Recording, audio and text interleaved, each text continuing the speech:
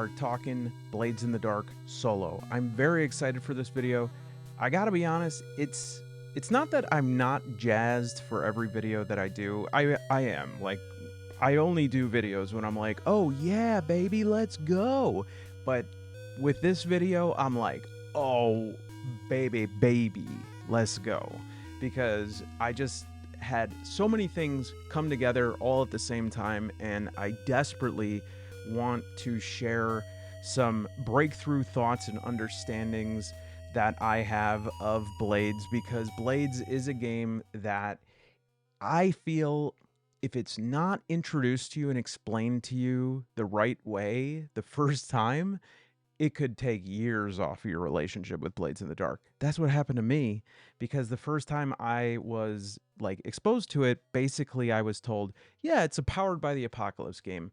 And though there definitely is a genetic lineage there, that is not only an oversimplification, it's also just like in certain ways wrong. I mean, down to the very fact that action resolution in PBTA games is negotiated through moves, and in Blades you just have like actions.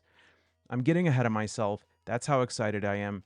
But before I say anything else, just so I do not forget, that I have started doing a little treat segment at the end of videos. If you've seen this yet, basically I play these games every now and again that are super sick. They're so good. Like Tin Helm, that would be a great example of one. It's a game that you're like, man, that was so fun. I want to share that with all of you guys, but it might not be enough to fill up a whole video. These sort of 10 to 12-minute videos, I decided that I want to include them, but of course you came here for Blades in the Dark, and I totally respect that. So the little treat segments are going to be at the end of the video. And today, I really do recommend you check this out. It is going to defy expectations. We're going to talk Flip Toons by Thunderworks Games. They do like role player and cartographers heroes, really good games. And this $20 game blew me away. So I have about a 10-minute segment about that on the end. So it's, it's kind of like a buy one, get one free, or a buy two, get one free. Which Reminds me. Oh my gosh. thank you to Noble Knight Games for sponsoring today's video. And I just want you to know, if you're watching this around the time that this video is released, like late June 2026, right now, Noble Knight is having their buy two, get one free sale. That's right. If you buy any two of their products that are marked for this sale, they have like a little sticker. Let me actually show you here. 50,000 products that have this buy two, get one free. You get, if you buy two of these products, you can get any of the third one of equal or lesser value for free when you add it to your cart. So please check this out. As always, there are some amazing hidden gems among these huge sales that they have. Folks, I've been to Noble Knight many times, especially for their trade-in days. And something you need to understand is that the complex itself is huge. And also you need to understand they just bought another warehouse. They have hundreds of thousands, if not millions of items. And if you scroll here, you're bound to find something that makes you go, oh, no way, right? So please check it out. If you click the link below in the description, you'll also support the channel. And I really, really appreciate it. And I trust in all of you to click that link. If you feel like it, you don't have to. But I hope you do, because you get some cool stuff. Thank you, Noble Knight, for sponsoring the video. Buy two, get one free. That's great. Oh, that can't be the tagline.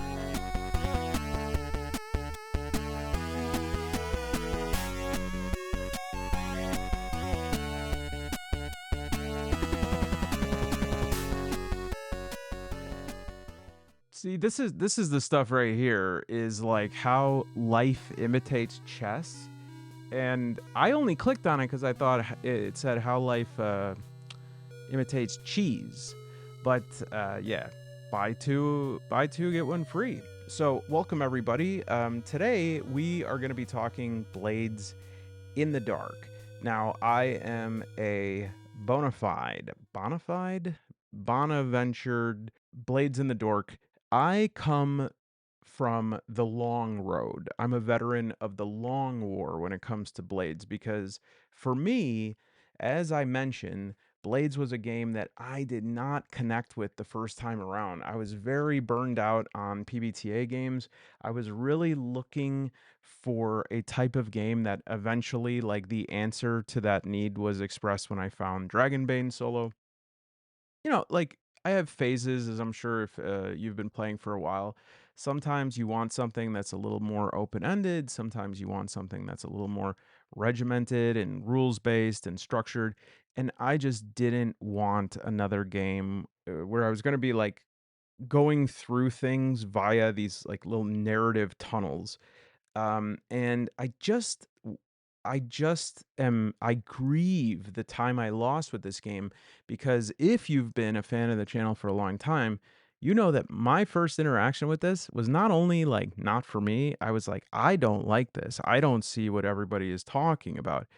And, while my opinions on similar games, I guess not totally similar, but like cousins of this game, like Fate, those have not changed. I would say that I'm less interested in PBTA games. I'm certainly less interested in Powered by the Apocalypse games. So it is a little bit weird that I would still not only be like, what's the opposite of I cooled on Blades? I warmed on it. I warmed up to it. Not only that, I love it.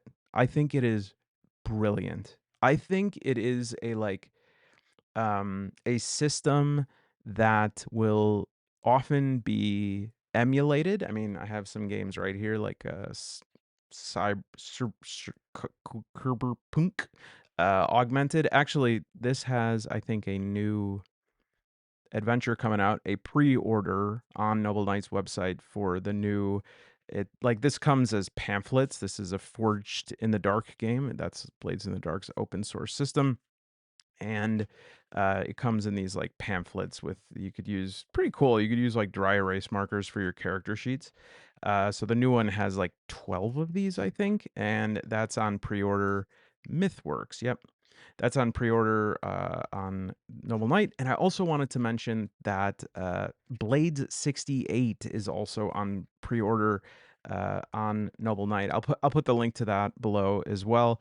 If you don't know, Blades is in an alternate timeline. So, whereas the core game here takes place in it would be the equivalent of like the late Victorian era in our world.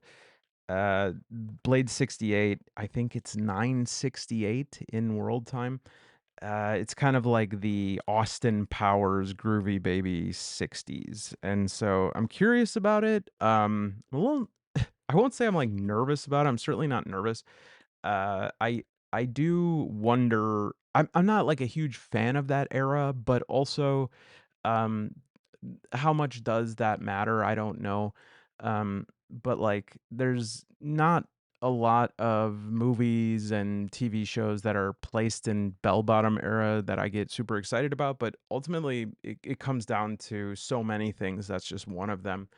What I'm not sure about is it an official supplement? If anybody knows, I think that it is 1.7 design. Let me look. Actually, I'm gonna change my place setting here to make it a little bladier. Still on pre-order here. I think okay, it's Evil Hat, so it has to be. I don't think it's John Harper, the author, but I could be wrong. Oh yeah, Tim Denny. But yeah, great price here, 37.95. Unity War 3 is over. The age of electroplasmic fusion is here. The future's now. Prepare to enter the blue time. Huh. So it's 100 years forward, new playbooks, revolutionary crews, time to get groovy. 450 pages. And I think I got the Doskvol map, player gazette, and a score. Yeah, here we go. A little score pad. Oh, yeah. Trouble cards. These look great too. Unfortunately, these are out of stock, but I guarantee they'll be back in stock. So just click the little thing here to say that you want to be notified. But looks really cool, and I will definitely be letting you all know as soon as I get that. which should be August 2026. I do think this looks cool. I think the design is cool. Oh yeah, this is what I want to show you. The faction deck. It almost like exists in two ways, like the picture in my head and then what the actual products look like. And I just thought that this was so cool. Like each faction has their own business card. Isn't that cool? So yeah, this should be August. So you can get deep cuts too for $22 if you're not familiar. Deep cuts is a not a re-release. It in fact it's all new content, but it's the author of Blades in the Dark, John Harper, is like, I've been thinking about this a lot for the last 8 years. Here are my thoughts. Let's bring it in. Let's bring it in. Take a knee. Take a knee. Let's we got to calm it down and talk about what we're talking about in this video because I want this to be clear. I want this to be enjoyable, and I want this to be a slice of Blade's life that everybody can get on board with. All right. So first things first. What is this video? This video is going to be a video about solo role playing. And I know that sounds like I'm being obtuse. I'm not. I think that the discussion that I hope to have here is going to provide some insight into the process of solo playing games that were not designed for solo play. Blades is an extremely interesting case study because I consider it to be a game that you ever seen a video of like the dogs who sit and they don't want to move, and so the owner is just kind of like pulling them on their butt by their leash? Blades doesn't want to be solo played. I really do believe that. That doesn't mean we're not gonna tug it by its leash. We're gonna, but I think that a lot of people have discovered this. If you go and type Blades solo, you'll find a few people that had playthroughs of it, but a lot of them are not full playthroughs. Like they do a lot, all of them do a lot of hand waving because a lot of the normal systems of tabletop RPGs are not only are they modified, they're a different approach, and they are. It's a game that draws its lifeblood from the conversation. Okay. To some extent, most or all games draw lifeblood from conversation. And so, as a solo player, you, in a lot of ways, have to figure out what exactly is happening in that conversation. If you want to take a game that's not a solo specific game and convert it, it requires you to surgically like dissect, prosect all the different parts of that conversation and ask what is really happening here. And a big part of what I've discovered is that uh, a lot of Blade's conversions get caught up in replicating the beat by beat processes, and they miss the larger conversation that's happening. And because of that, and many reasons, solo play can feel like something's missing. And I think there are reasons for that as well. So it's been a very frustrating experience for me to deconstruct this game, but then it's been very fulfilling to reconstruct it. And I should say that the reason I am spending as much time as I am with this game is because I am finishing up The City at Night, which is a solo Blades in the Dark supplement. It has been a labor of love because I have really had a hard time with this, and I'm glad I had a hard time because a lot of the hard time came from the fact that I worked on this. I think I had about 45 pages, and it took me that long for me to admit to myself that I was doing the wrong approach. And so I had to go from 45 pages back to one and then write it again.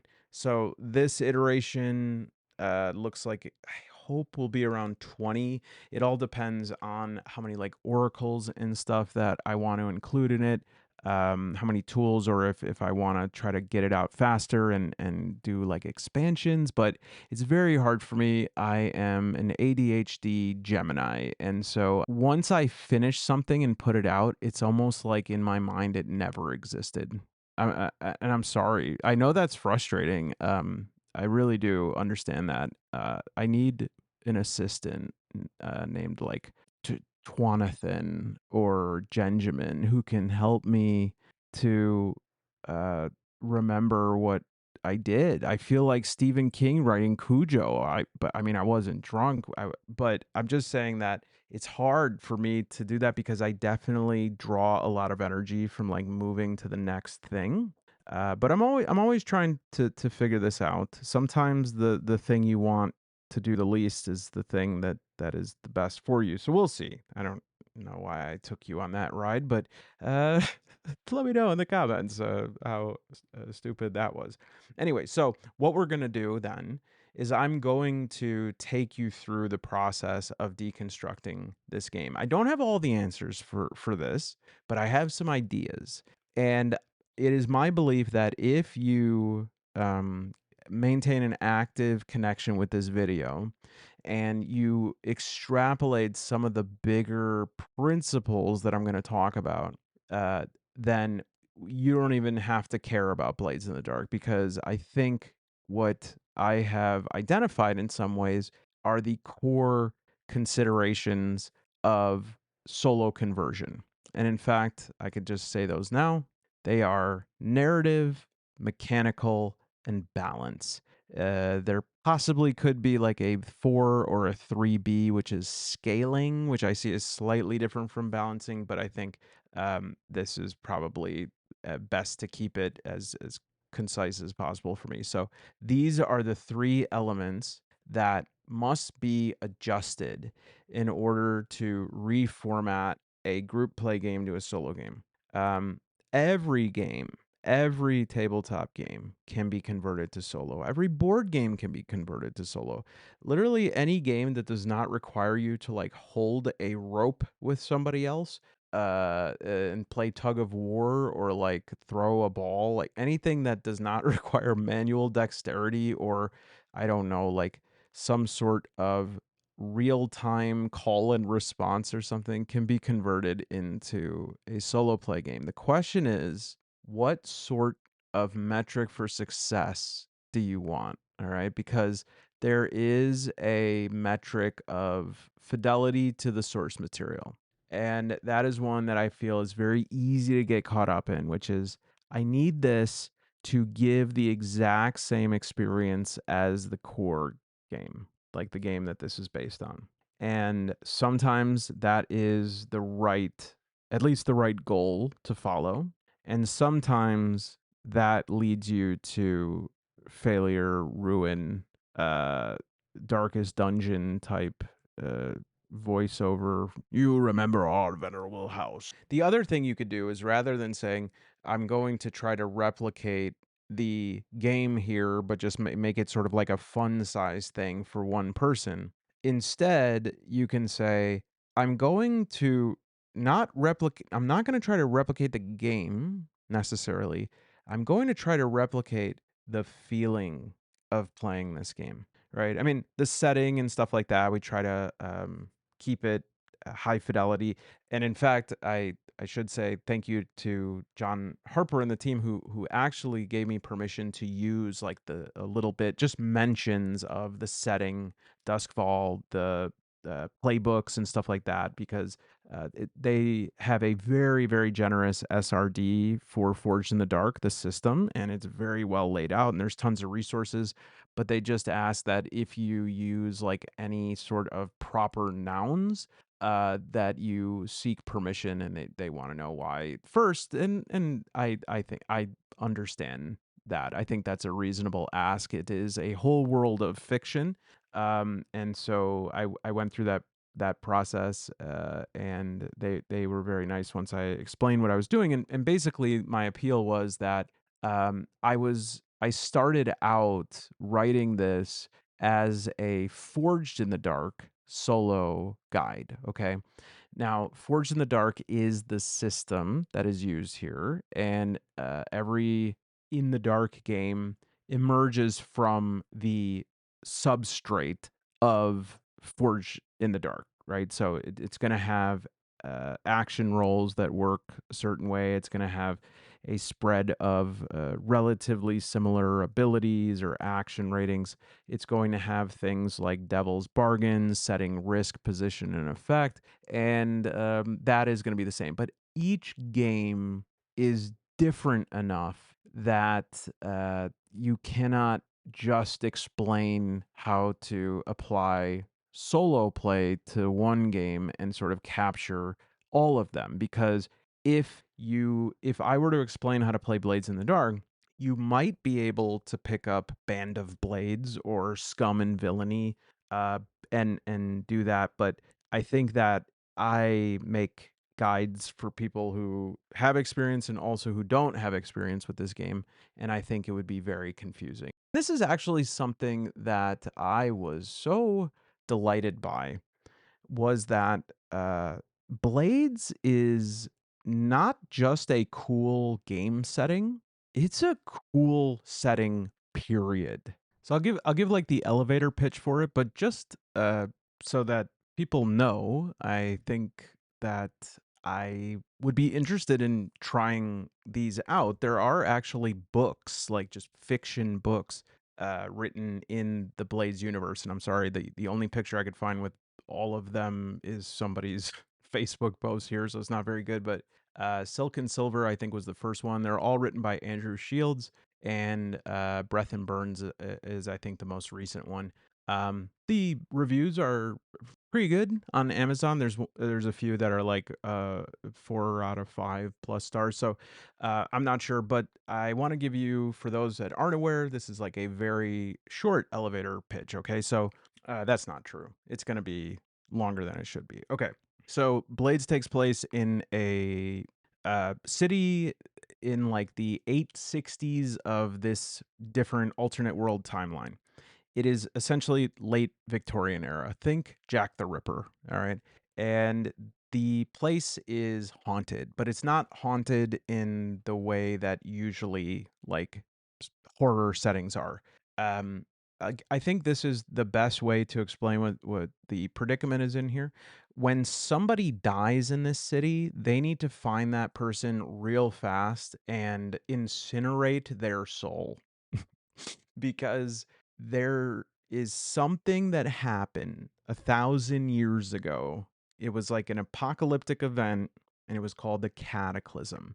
It shattered the sun, it broke the natural cycle of death, and the world is now just in forever night. There's like the sun, or a part of the sun, you can see it faintly for a little bit of time during the day through like all the smog, and it's essentially gives as much light as like maybe a full moon or something on an especially bright night. That's about as bright as it gets there.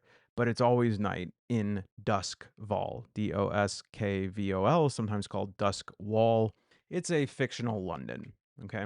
Um, Outside of the cities now would be like the Judge Dredd cursed earth. It's called the Deathlands, and it is just filled with horrors, ghosts, vampires, ghouls, everything. And so basically, the cities that survive are part of the Imperium, and there's an emperor, and they, uh, each of the metropoli have these. I just think of in my mind as huge Tesla coils that create like bubble shields that cover the cities, and it's basically like powered by electroplasm, and it is uh they have, in order to power these huge shields, they need to hunt these massive eldritch type creatures in the ocean called leviathans, and they extract the leviathan's blood to that's basically the electroplasm. And this is kind of the MacGuffin, kind of like the spice melange of this universe, is that there's something going on with that. These whales are massive. There are these boats that just go around and try to find them. They hunt these and extract their blood. The ocean is described as ink black, but sometimes when it is like a relatively uh severely dark night, they say that you can look down into the ocean and see like constellations down there. They don't know what it is because you can't really go into it. I mean, if a person went down there, there's no way to see. Um, and so most of what we're gonna do in this game is gonna be in Doskvol. And if you just look at like the pictures in the back here, you get an idea of like what we're looking at. There are other places. Each of them have their own stuff going on. The Shattered Isles have these different places that your characters can come from. And for instance, the Dagger Isles used to be like maybe a like an island nation that would be similar to like Indonesia or the Philippines, and now it says that it is dark and twisted from the strange magic of the cataclysm. Some say that the people there live without lightning barriers. How do they manage that? Native islanders are generally copper skinned and dark haired. There's Skovlin, Tykeros. The Tykerosi are really cool, called strangers. They have demon blood in their lineage. So the world is extremely inhabited, and even better, it's mysterious. And I really, really love that.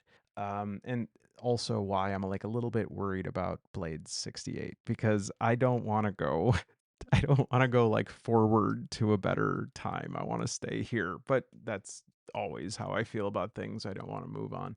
Um, so yeah, you're gonna play scoundrels, pieces of garbage. You're gonna play thieves. I shouldn't say pieces of garbage, right? It's hard to make a living here, and so there's gonna be varying degrees of morals, but the game is definitely about scoundrels. You are no good. You're up to no good for whatever the reason. This is not a game where you are like fighting for truth, justice, in the American way. Here's my character that I made recently. It was my I've got old men on the mind because this last week was my birthday, and so I'm becoming ever more of an old man. And my character for the City at Night is a special playbook for that, and it is based on Clint Eastwood's character, the preacher from Pale Rider. And so that's not how Clint Eastwood looks, but I was just doing like a balance testing for my game, and I wanted a character, and sometimes I sketch it out.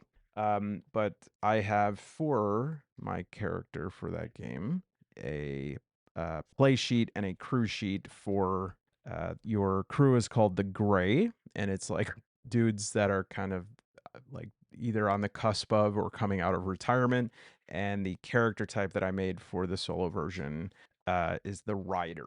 All right, and so these are like sort of part of the special modifications I made to play because what I am going to do in this video and what I did to make this is I essentially went step by step in the game and would keep solo playing until I would hit a snag point. And whenever I'd hit a snag point, and early on, I would go 2 minutes and then be like, nope, that a GM would do that, right?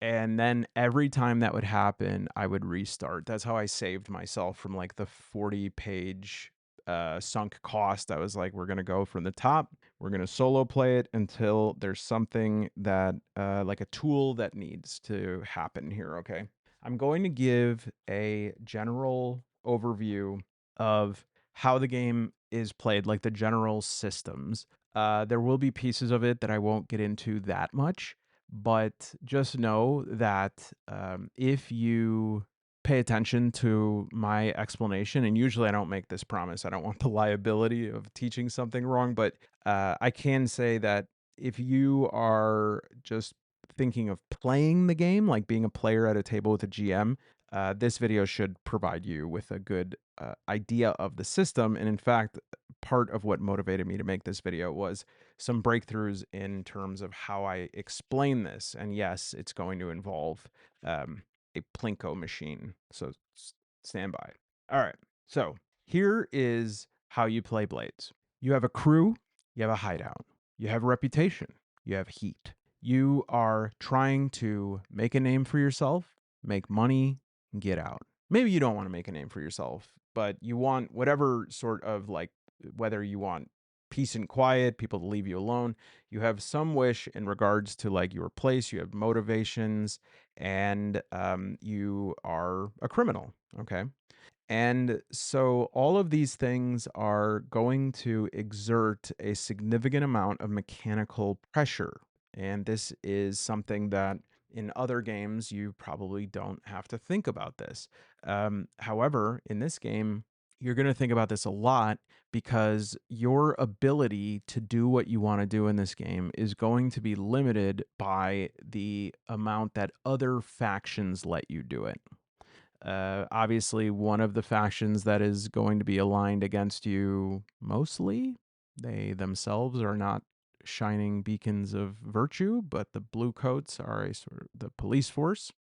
There will be other factions who want your territory and your turf. And the game, one of the things that makes it so accessible is that unlike 5e or Forbidden Lands or even Merc Borg, is that you never wonder what to do next. Because despite the complexity and possibilities that are presented in this game, despite that, there is basically three and a half modes of play, four maybe, but let's talk about it. So what I think I would like to do is go through this system cheat sheet.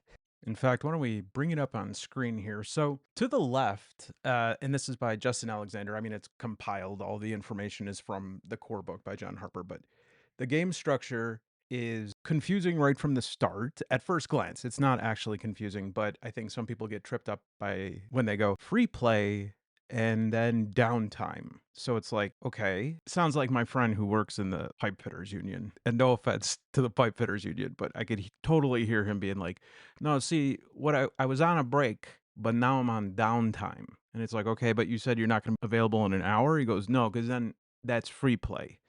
But it is actually, he's actually a very hard worker. Okay, sorry.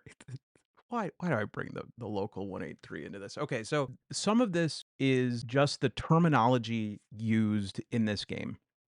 And I think that that is one of the filtration problems of this game, that some of the terms used to describe things are unintuitive. There are reasons for them. And I also understand the reasons. I might not understand exactly why he chose to call like stats action, like actions, instead of just saying abilities or stats or whatever. But I also understand that when you're creating a game, you have many cogs of logic. And in order to get one to spin, you have to find the right fit for the other one, and if that one moves too fast or if it's not, like the teeth, the size between the teeth in the gear at all. And so I get it. There are reasons for those kind of things. And ultimately at the end of the day, when you get over those things, it does fit together well. The clock ticks. We'll get to clocks. But that I would say is the first thing right there, is it's like free play and then downtime. So all of these are intentional. All of them are good ideas. And so let's start there. Let's explain what's going to happen in each of these phases. So the first thing is that the path of this diagram is a little bit misleading because it looks like it's a circle, but you're actually going from free play down to the right. And you could say, well, why would you show us this like cheat sheet if it doesn't have a good diagram? Well, I made it a point to say it was compiled because this is the actual diagram from the core book. Like this is the core book right here. And you can see it when you zoom in, that the line is going down to engagement roll. Okay, so let's start with free play. So every character in the game is a thief or somebody who is consorting with thieves or used to be a thief, a scoundrel. But they also have a cover. There are some exceptions to this. They're not important enough to worry about or critical to understanding, like if you're a ghost. During this time, you are playing as your character. And I think that a good game of Blades is going to take time with this part. It is not going to breeze through this because a lot of the power, the gravitas of this game comes through in the contrast of your character, what they're doing, how they process that, how being with others changes them, what it means for them to be an individual. And you get an opportunity that you don't get in many games, or at least you don't get as often or as regularly for it to be programmed, where you do see your character away from your motley crew. And I think this is part of what makes the characters just a level better in this game is that when any of us hang out with our friends and then maybe we hang out with our partner or a different group of friends or at work, you don't have to be like a sellout or a chameleon or a faker to modify your behavior around different groups. You just do that partially to accommodate that person's expectation. And so if like you are saying, no, not me, I'm 100% through and through, it's like, okay, so you're saying when you hang out with your buddies, then you go to visit your mother, you just are talking the same way. You're just like burst through the door, you're like, what's up, loser? I mean, come on. It's not it's not about being false. We have different volumes and different genres of music that we play through our mouth and body when we're with different groups of people. And being able to consider that, to consider your character, who they are outside of those things. It doesn't even have to be a heartstring pulling thing, like, oh, I'm a cold hearted thief who doesn't compromise, and I've done things I'm not proud of. I do what needs to be done because it's all about the score during the score. But then after the score, when I go home to see my beautiful stepdaughters, Swimmerly and Tarbra, and I embrace my beautiful second wife, Crabs.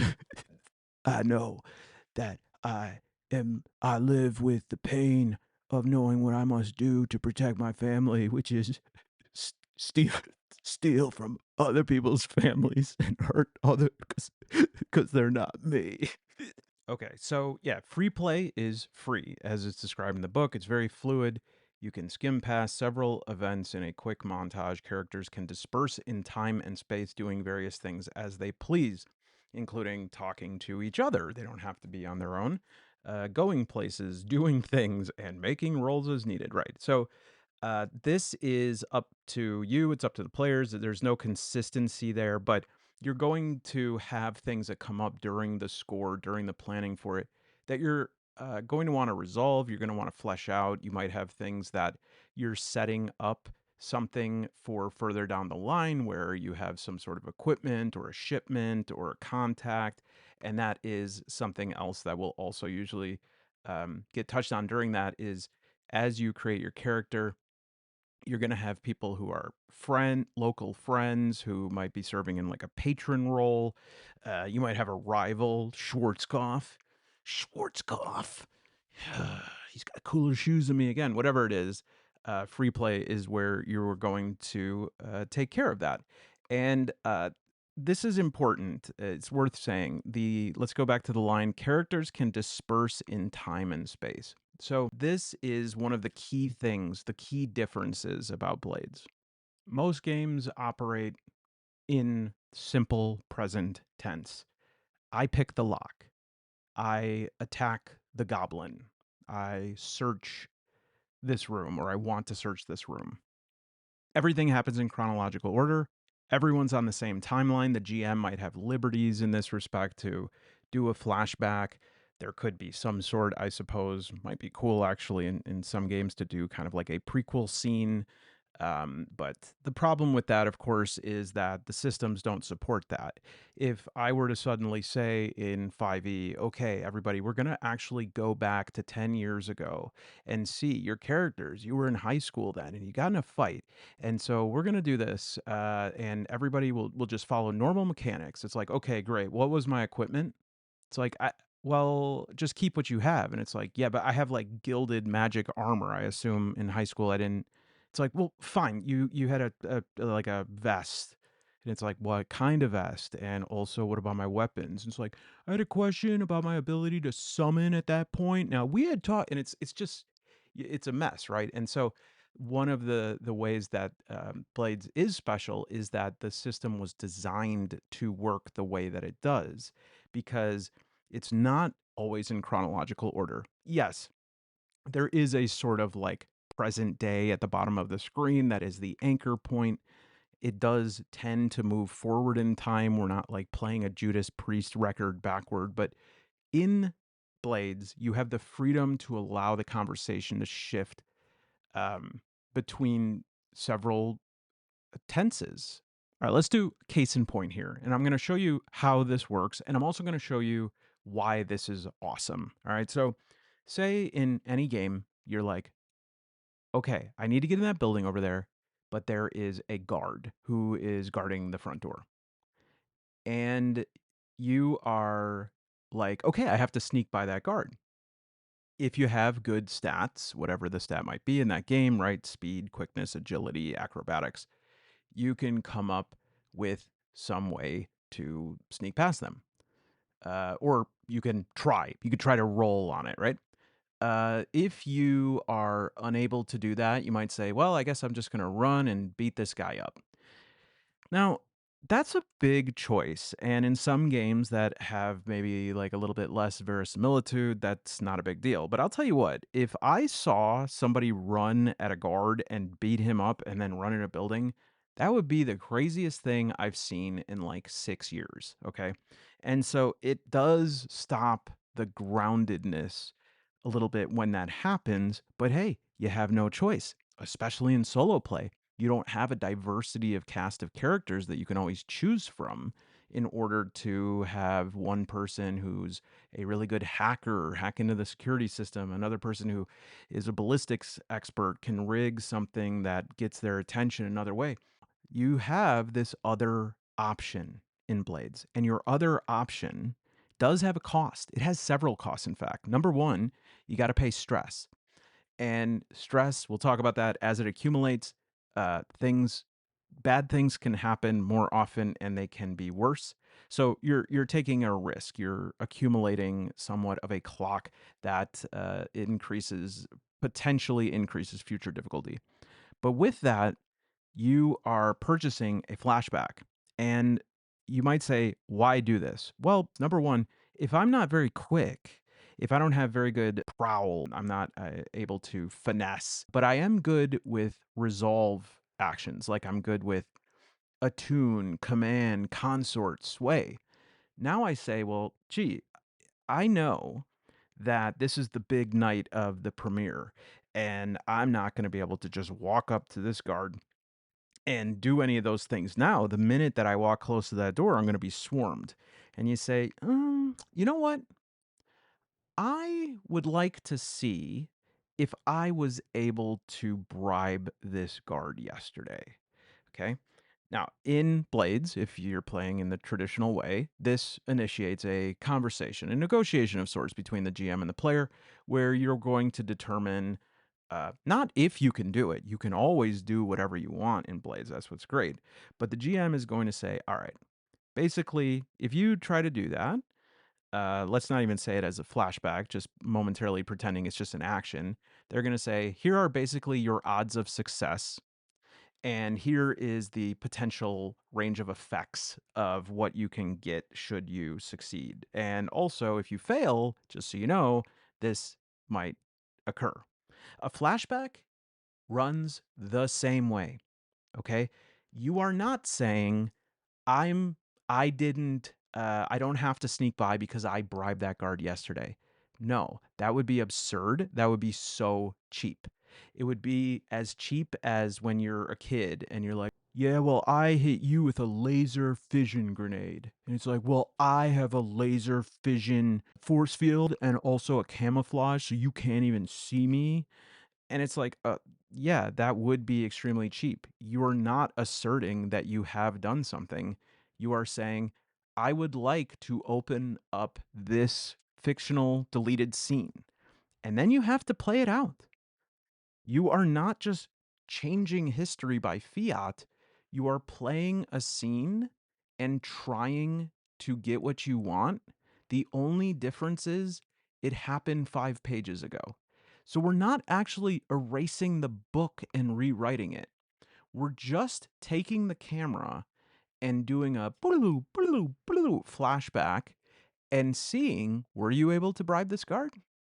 And you have to use the same strategies that you would if you were playing it in real time. It just gives you more flexibility with that timeline. And why not? People like this.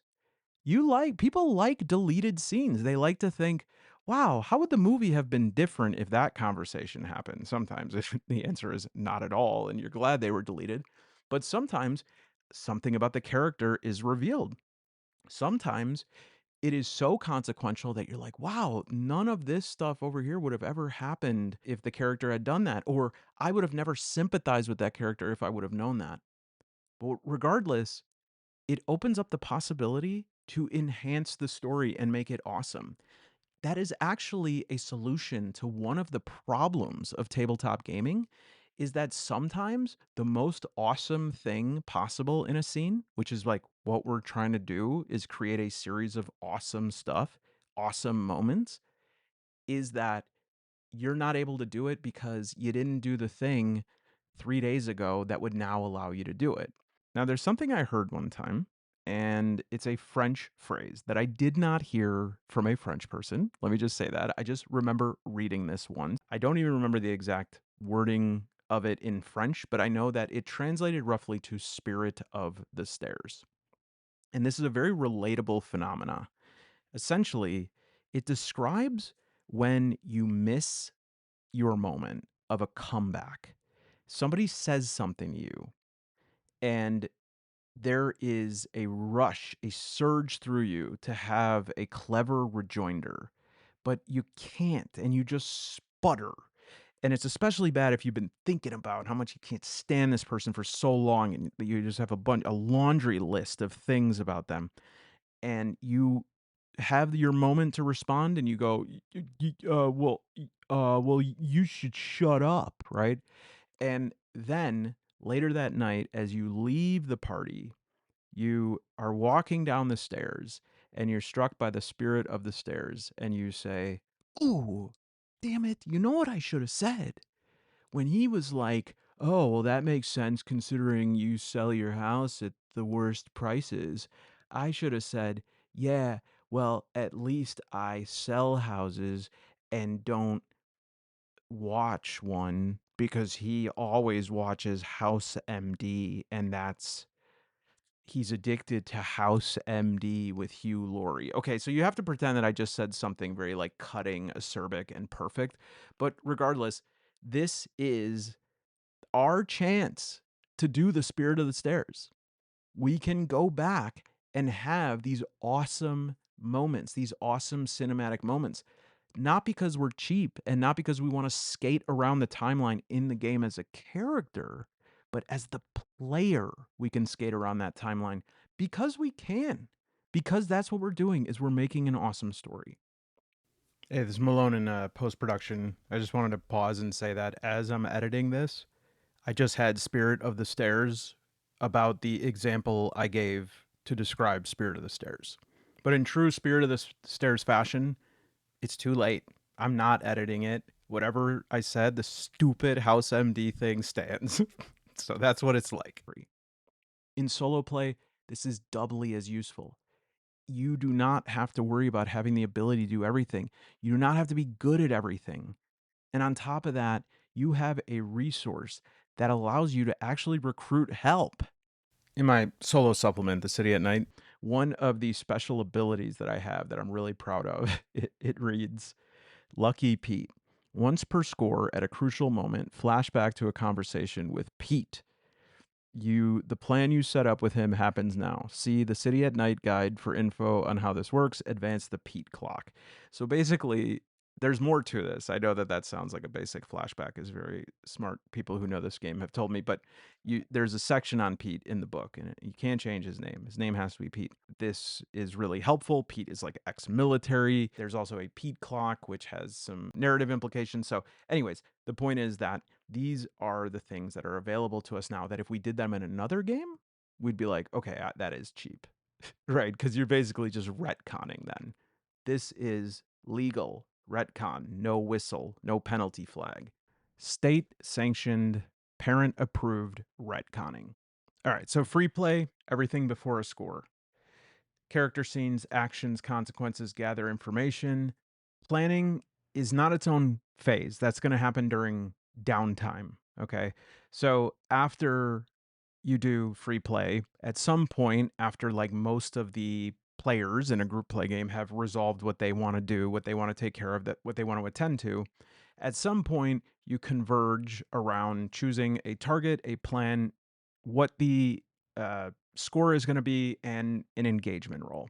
Now, in solo play, obviously you're going to have to be the impetus for this, and it's probably going to be very clear as to when you've done everything you want to do.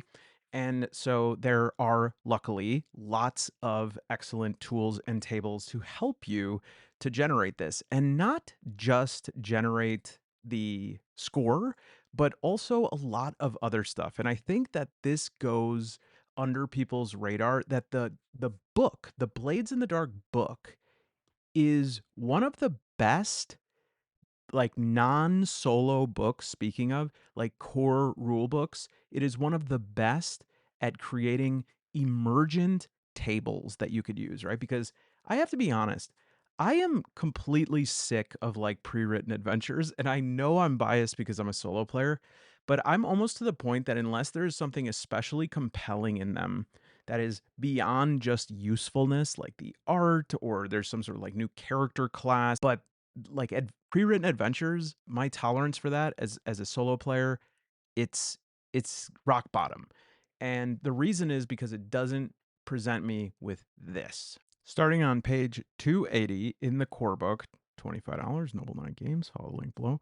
We have Overheard in Duskfall, Rumors on the Street, City Events in Newspapers. It's a D66, weekly or whenever you need one. Remarkable Occurrences, Factions of Duskfall. What tier are they at? Their hold, the factions described. And it goes on. And there's like a little breakout here of the different factions and faction clocks, which we'll talk about. And then, as right beyond this, oh, the vice purveyors. All your characters are going to have a vice. That's another thing that you have to relieve stress by engaging in your vice. And don't worry, those of you who are goody two shoes, not all of the vices are drugs and rock and roll. Like, you can also have like religion, or those kind of things can be there's one that's just weird, and you can sort of make up some weird thing that you have to do. But here is where it gets so good for solo play. Mood, impressions, use type, details. That's all the streets. You could create unlimited streets with that. Look at all these props: brick pile, iron bars, crane and pulleys, carriages. This is so awesome as a, like, as a solo player, as a GM, just to be able to like open the book like that and get 50 different inputs. It's on both sides. Different buildings in Duskfall, different people, heritage, foreigner, style, to generate a number. Yeah, it's just explaining how to do a D66. But these are extremely efficient tables here. An NPC, how do they look? What are their goals? What are their preferred methods? What are their professions? Do they have an uncommon profession? Maybe they're a cartwright, or maybe this is a very strange out there profession. Have you ever heard of a banker? Here's tons of different traits, interests, quirks.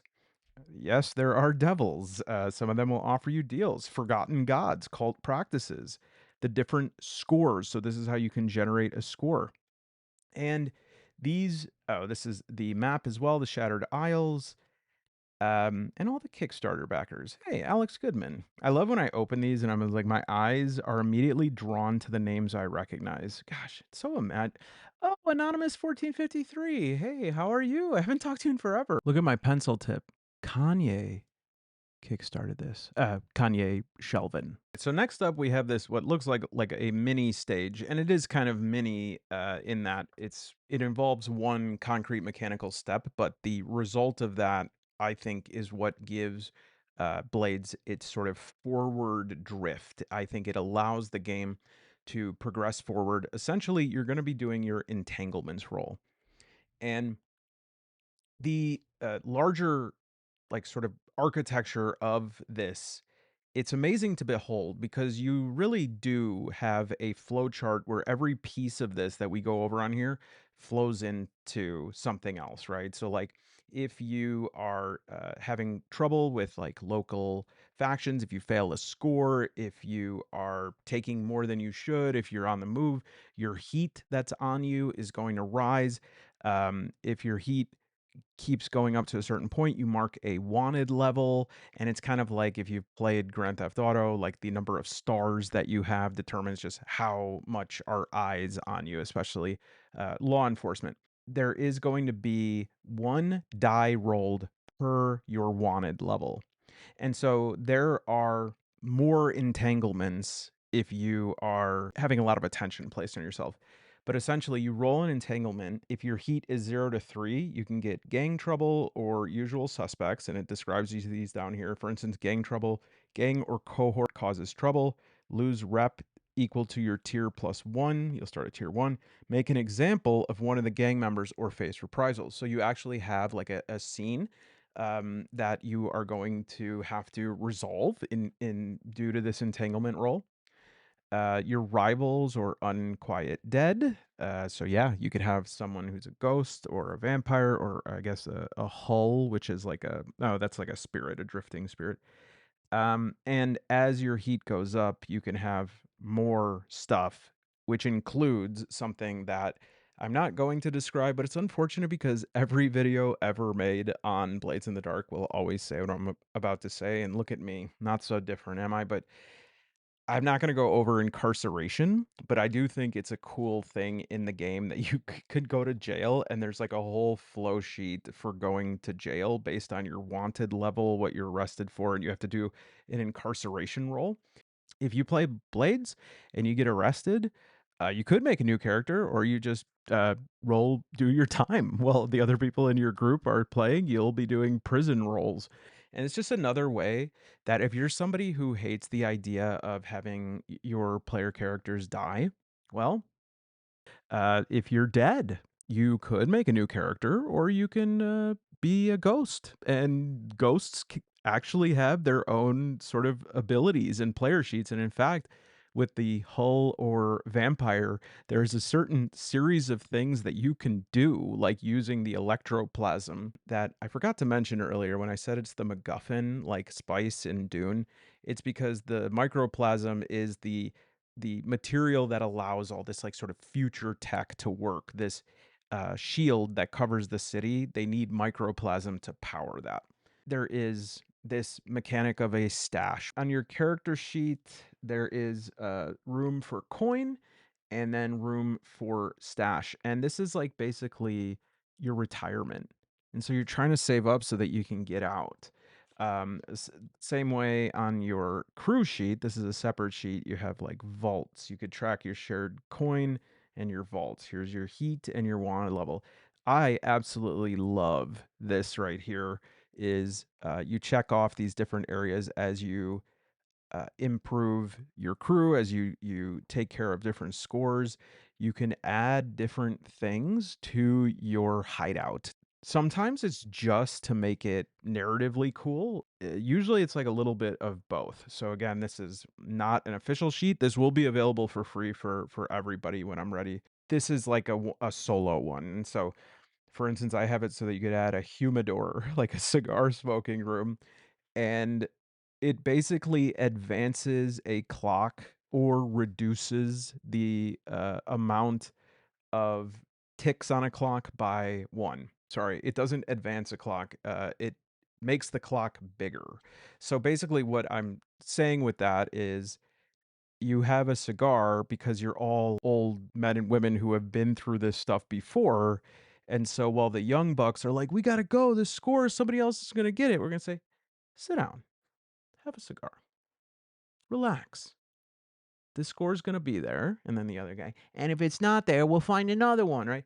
And so it takes the clock mechanic, which you check off to keep track of different mounting pressures. I'll show you a few of those. I gave both options to either advance a clock or reduce one because some clocks are good. You want them to be filled, and some clocks are not good. You want them to last longer before they tick. Anyways, the sheets, like the tracking sheets, are a huge strength of Blades as well that a lot of things are very visually obvious. This is pretty crammed for a sheet here just because I'm trying to put in enough stuff for like a solo game, but I just think that it's very helpful to the new player who is able to look at something and just follow along with it and understand it. I like just checking stuff off, but also having the ability to customize things. So you should take a look at that on the Blades website. I can also link this below. You can get like all of the play kits or playbooks for every type of character at the same time. Before I go into the basic mechanics, the last thing I just want to show you on this sheet is for your player character, you are going to have this.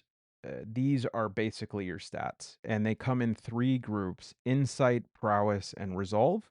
And there are 4 of each.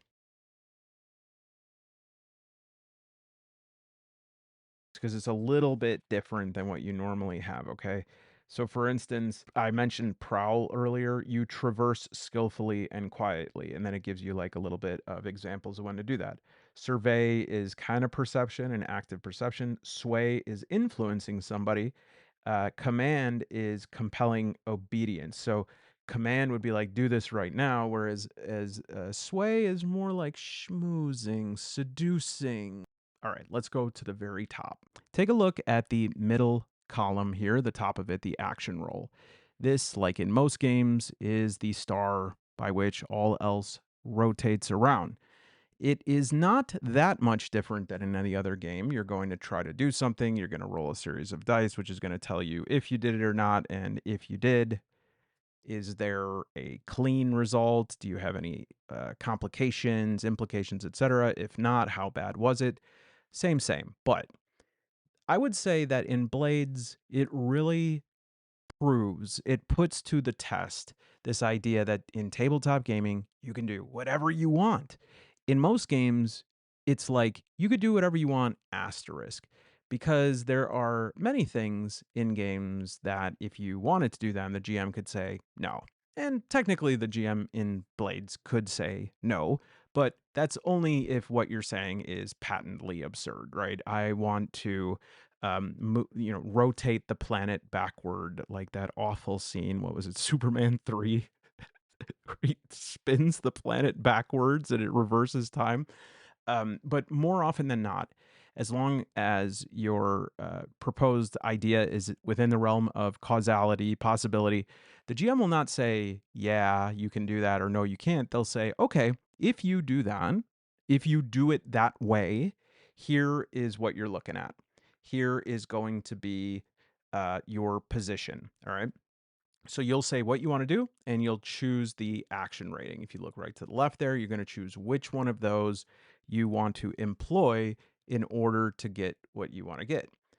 To the right of action roll, now we see position and the top labels here of controlled, risky, and desperate. Essentially, this is the GM's response to you saying, if you want to attempt this action with that action rating in the fiction that you just described, I want to parkour off the side of the building, do a backflip, etc. Here's what you're going to be able to do that in one of these positions. If it is something that is so easy that it's even easier than the top controlled position, you don't have to roll. Just say yes. But if it's something that suits your standard issues action of like, okay, that's difficult or vague or possibly dangerous, etc., then you are going to have the controlled roll. The controlled roll is a luxury. It basically means, yeah, this is something that does provide a bit of a challenge, but you're competent, as are all characters in this game. You should be fine. Go ahead. And when you do that, that's where your odds are at their best. And with Blades, the odds are good, but the goods, they can be odd. And here you get a controlled roll of 6. You did it. 4 or 5, you've succeeded, but there might be some consequence. You snagged your pants, is the proverbial consequence there. Of course, it should be applicable to the game and actually meaningful. But you can also withdraw. If it's a controlled roll, you can choose to say, like, you know what, actually, let me, I'm not going to do that. And again, that has to like make sense. If you're like, I'm gonna jump this gap between these buildings, and you're like, you know what? On second thought, I'm gonna just kind of do the Looney Tunes thing here and walk back through air. But for most situations, you can sort of like right before you do it, you withdraw.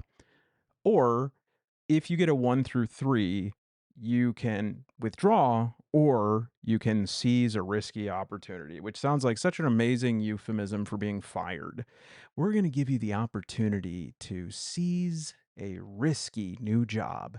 And what this means is you shift down and choose to do the action, usually a different way.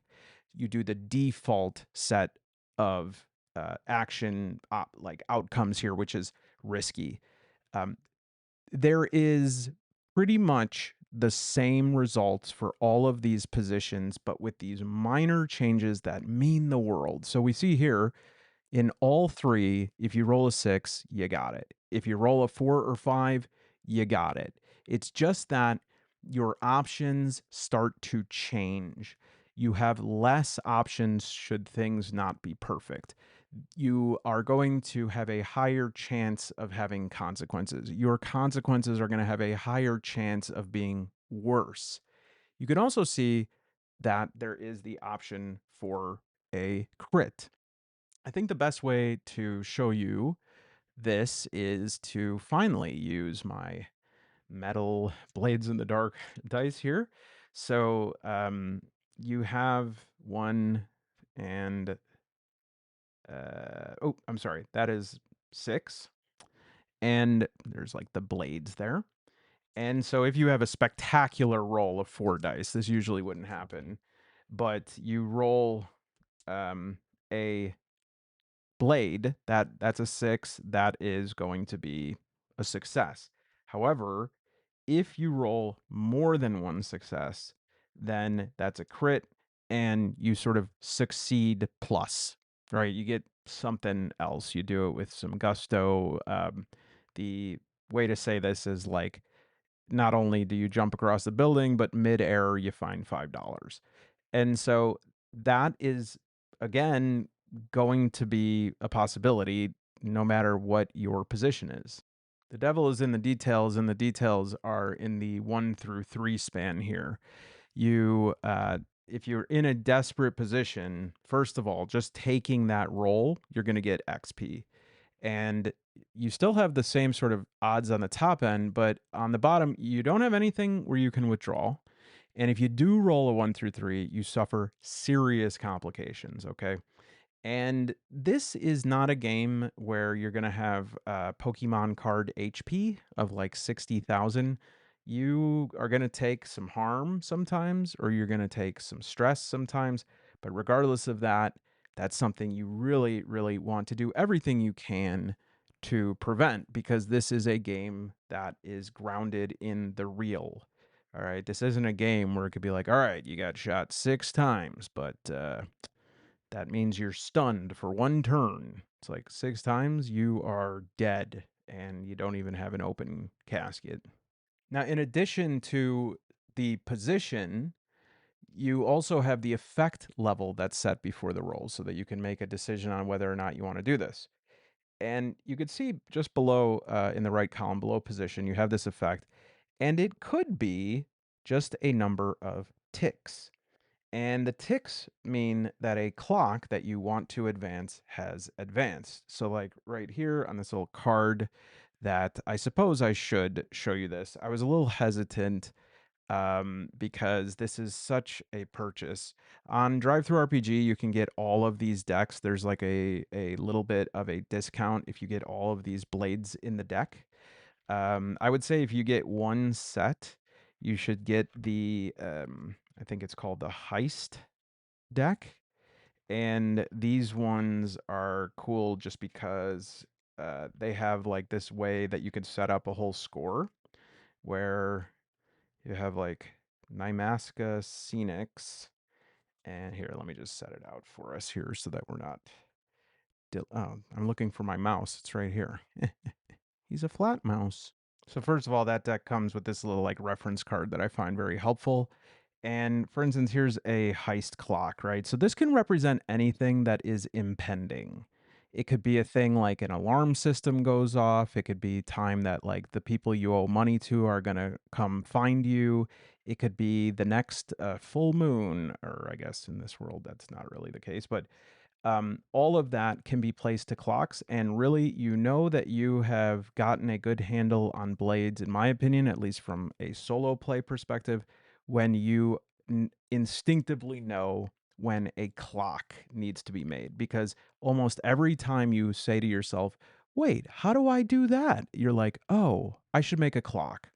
So the reason I hesitate with these cards is not because they're not good. They're actually really good, and they're all written by Andrew Shields, who does all of the books for Blades.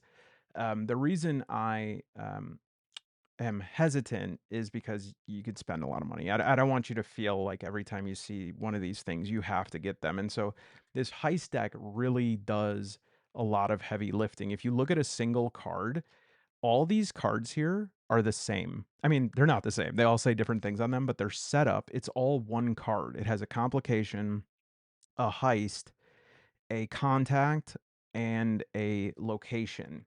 And what's awesome is if you like follow the setup instructions that they give you, basically, this is your client, this is your target, this is where you meet, this is where you clash, and this is a drop point. Here's your heist. You're going to snatch someone off the street, separate them from bodyguards. Complication, the target is connected to one of your allies, so be careful and or conceal your involvement. The target knows something is afoot and will be vigilant. And the third one is supposed to be a secret, so I just sort of like, you're supposed to just use this card to hide over it. And then we reveal maybe halfway through, the ministry is going to investigate this after the fact. There's like their generosity rating, their loyalty rating, their enemies, etc. And so you get so much out of this one that like you could get the other decks if you really like it, but a lot of them are redundant. I will say another good one that's really, really good for solo play is Devil's Bargain. A Devil's Bargain can be proposed by a GM or any other player, and you get an additional die on an action roll for taking the bargain. But it is exactly what it sounds like. It's like you have a better chance of completing this, but there could be collateral damage, unintended harm. You might lose an item or coin, money. You could do something, have an outcome that betrays somebody that you care about or that trusted you. You can offend somebody, you can ruin your reputation, you can damage your crew's reputation. A clock that you don't want to advance could advance. You can get heat from the blue coats, or you can have harm, and harm is like your HP. But these are really good. Like there's devil's bargain cards, which are divided by risk. So there's high risk, medium risk, and you'll never believe it, but low risk. And there's an example of one if you want to pause and check that out. Long-term projects are a great part of this game. Uh, there's also, so there's deals in the dark. This one, oh, it's different crews. You can also get the PDF for them, but it shows you where they are, their contacts. And this is really good too for obviously if you're a GM, just like bringing up like you encountered another gang. And I think these are cohorts who can like help you out. These are the different playbooks of the different types of characters. So there's different types of crews. There's smugglers, shadows, hawkers, cult, or the Gray if you're playing my solo one when that comes out. Bravo's Assassins, so that's pretty good. And what are the other two here? We have, oh yeah, this is factions and locations. So this is not just gonna, this is beyond like crews. This is, you know, who are the power brokers in the city? Aristocracy, Bill Hooks, the Brigade, the Forgotten Gods, the Lost. The other thing I should say is that a lot of this stuff, at least the top headline, which is what you need for solo play, you don't need everything spelled out perfectly. A lot of these are in those tables that I showed you. And then this one is the character. It's like a quick character playbook, which I think this might be number 2 that I would get if you did decide to pick these up, simply because they're great for adversaries, meeting somebody, and they're divided by like, here's hunting creatures. Um, Oh, this is really cool. This would be something that I would just get the PDF for. It gives you like the standard scoundrel kit that you start with. And here's a kit if your character is a bit of a liar, a hunter, a captor, a killer. That's pretty much how equipment goes in this game. It's pretty abstracted, and hey, you can get it from back in time. Just kidding. We talked about this. Here's different vices. So if your vice is faith, gambling, obligation, luxury, pleasure, stupor, other kits for different types of creatures, your social circle characters, backgrounds. I'm a noble, help me, heritages, heritage, and playbooks. And these playbooks are worth taking a look at really quickly here because these are the standard playbooks in the core rulebook. And there are 3 for each of them, of just sort of like 3 iterations of this. Like a cutter uses violence and intimidation. And so here's like the thug starting build, here's the terror starting build, here's the devil hunter. Hound is like a tracker and firearm person. So you could do a bounty hunter, a Deathlands ranger, or a sniper, or I guess this one has a veteran as well. Are there 4 for each? Oh, here's another cutter one is the captain. Cool. Leech, lurk, slide, spider, whisper, and Wally. There's no Wally. But yeah, at your own wallet's risk. We talked about top left action ratings, and then the groupings of these ratings are attribute ratings. All right. So you have insight, prowess, resolve, and under them, each of those, you have 4 of the action ratings. The reason why that's relevant will mostly be, but first, let's talk about a predictive economic modeling machine. I promise you, this is actually intended to be helpful. I think it will be. This is one of the most incredible things uh, that I've ever heard of. This is the Phillips Passive 1080. This is Bill Phillips smoking a cig like you do in front of this machine that he invented at London School of Economics for his sort of like senior project.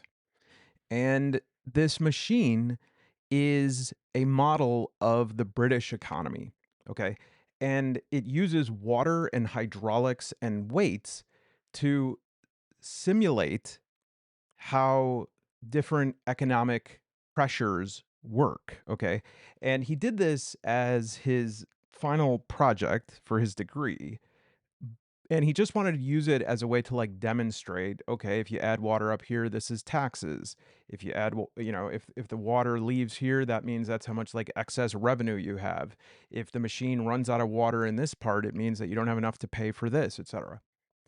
Well, it was, like, fun, and his professors really liked it, and then they kept messing with it, and they were like, "Dude, this works." They were like, this work. This is correct. Like, this is showing us correct, like, variable interest rate on savings or investment. It is showing it relatively accurately."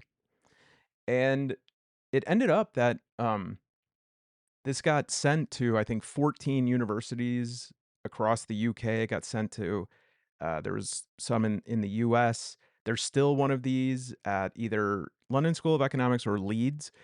Anyway, obviously it's not super precise, but it would be used because not only did it show all of this in a legible way, but in fact, the roiling of the water, the fluid dynamics of it would also simulate sort of like the economy settling after a change.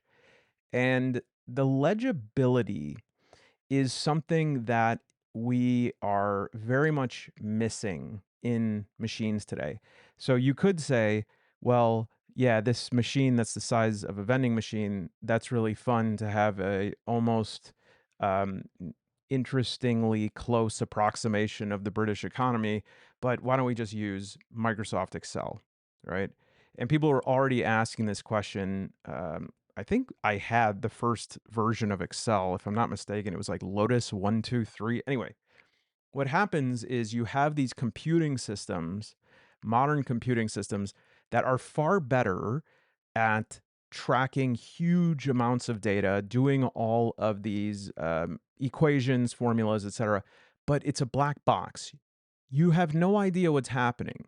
I mean, you might, right? You might know, like, here's what the sum does. Here is what the different, like, ordering. You can, if you know how to use Excel, as everybody says they do in their resumes. But it's like, as it gets more complex, as you get into like high level data analytics, the process of how the um, application spits out a final result becomes less and less comprehensible, less and less legible. It's harder to see what's happening. And I would love to, and as I'm talking about this, I think I will at some point make a video about this same problem of legibility happening in more and more games and why I refuse to use um, AI, of course, but even I try to not use anything more than like a sort of form fillable PDF or something like that. Or sometimes I like a like a perchance generators are kind of fun and stuff like that. But I don't want to use that stuff because I don't necessarily want to have my face in a computer while I'm solo playing, but also because I notice that however much easier it makes the process for me, it ends up making it harder because I'm not working through things. I'm only dealing with results. So I'm not showing my work. Now, you don't get credit for showing your work in RPGs, but I'll tell you what you do get is an understanding of the system. That is why character creation is so educational about a system, is because you're seeing what is in the sausage. And if you see how the different stats work together with one another, you have a better chance of understanding the bigger picture. Now, I am a fan of using pre-generated characters for psychological reasons. When you first start a game, I think sometimes we can get lost in the sauce of character creation and never actually get to play.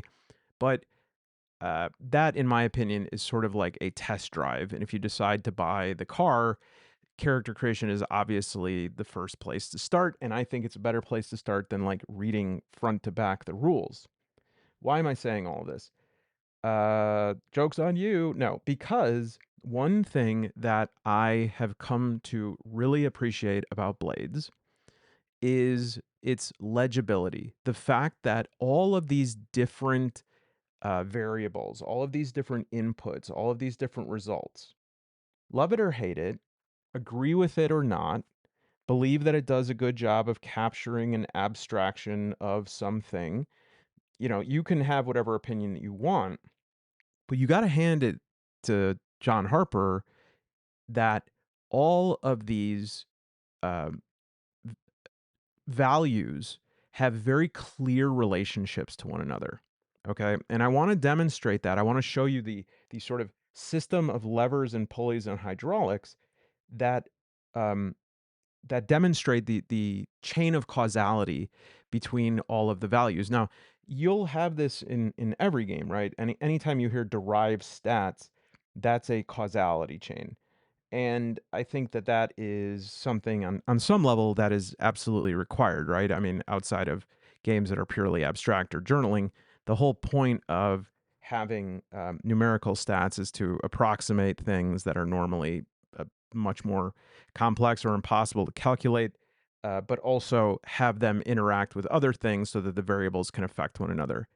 But uh, when you look at the sheet, the PDF we've been going through, the thing that will really help to make this system sing is not the process of memorizing it. Like, let me memorize what every part is. It's far better if you're able to understand how these different parts interact with each other. And then you don't really need to even like know the name of things or anything. Once you understand the logic of it, it starts to flow intuitively, much like uh, Bill Phillips. And I will admit, just really quick, this dude, his university photo, he looks like a sort of a villain. But I encourage you to look at him instead as the guy who's sitting at the end of the room in one of the like an apocalypse movie, and somebody says, "Are you kidding me? You can't blow up a meteorite." And he goes, "That's because nobody has done it correctly before." Right? And so, yes, he is insidious, but he's also going to save the planet. All right, let's start with something simple. You have an obstacle, something you want to resolve, okay? So you are going to state your intent, okay? And with that intent, you are then going to choose which action that you want to use. All right, I'm going to prowl. All right. The GM is going to then tell you a position and um, let you know about the effect. They're going to let you know how what what you stand to gain or lose. All right. You then roll the dice, and you're going to have an outcome, and you're going to have a consequence. All right.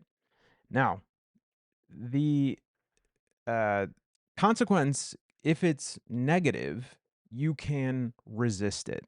All right. And that's one that we haven't fully talked about yet is the resistance roll. But right in this loop right here, and this would be a loop, I'm just kind of drawing it like this just so that I don't, so that you could read it. You have position, effect, resistance. Okay.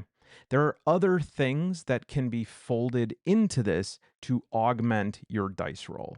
All right. You could do things like teamwork, and that allows somebody in your group to add another die to your roll at the cost of 1 stress to them.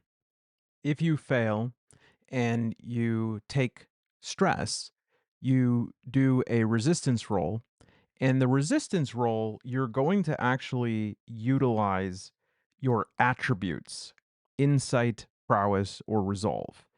And whereas each individual action under these attributes has a series of dots, right? So it will say something like attribute, right? So that'll say insight, prowess, or resolve. And it has like action 1, 2, 3, 4.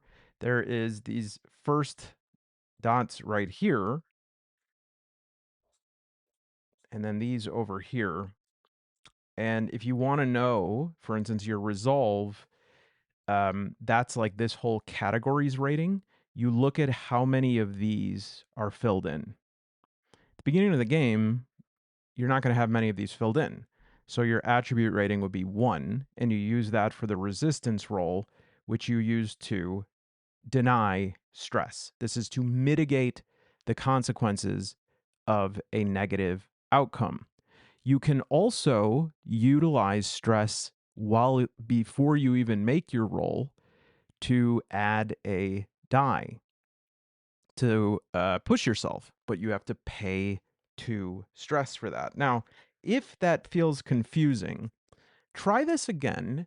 And this time, try not to memorize what I'm saying, but think about how this makes sense. Okay. You have an intent, you choose the action you want to use for it.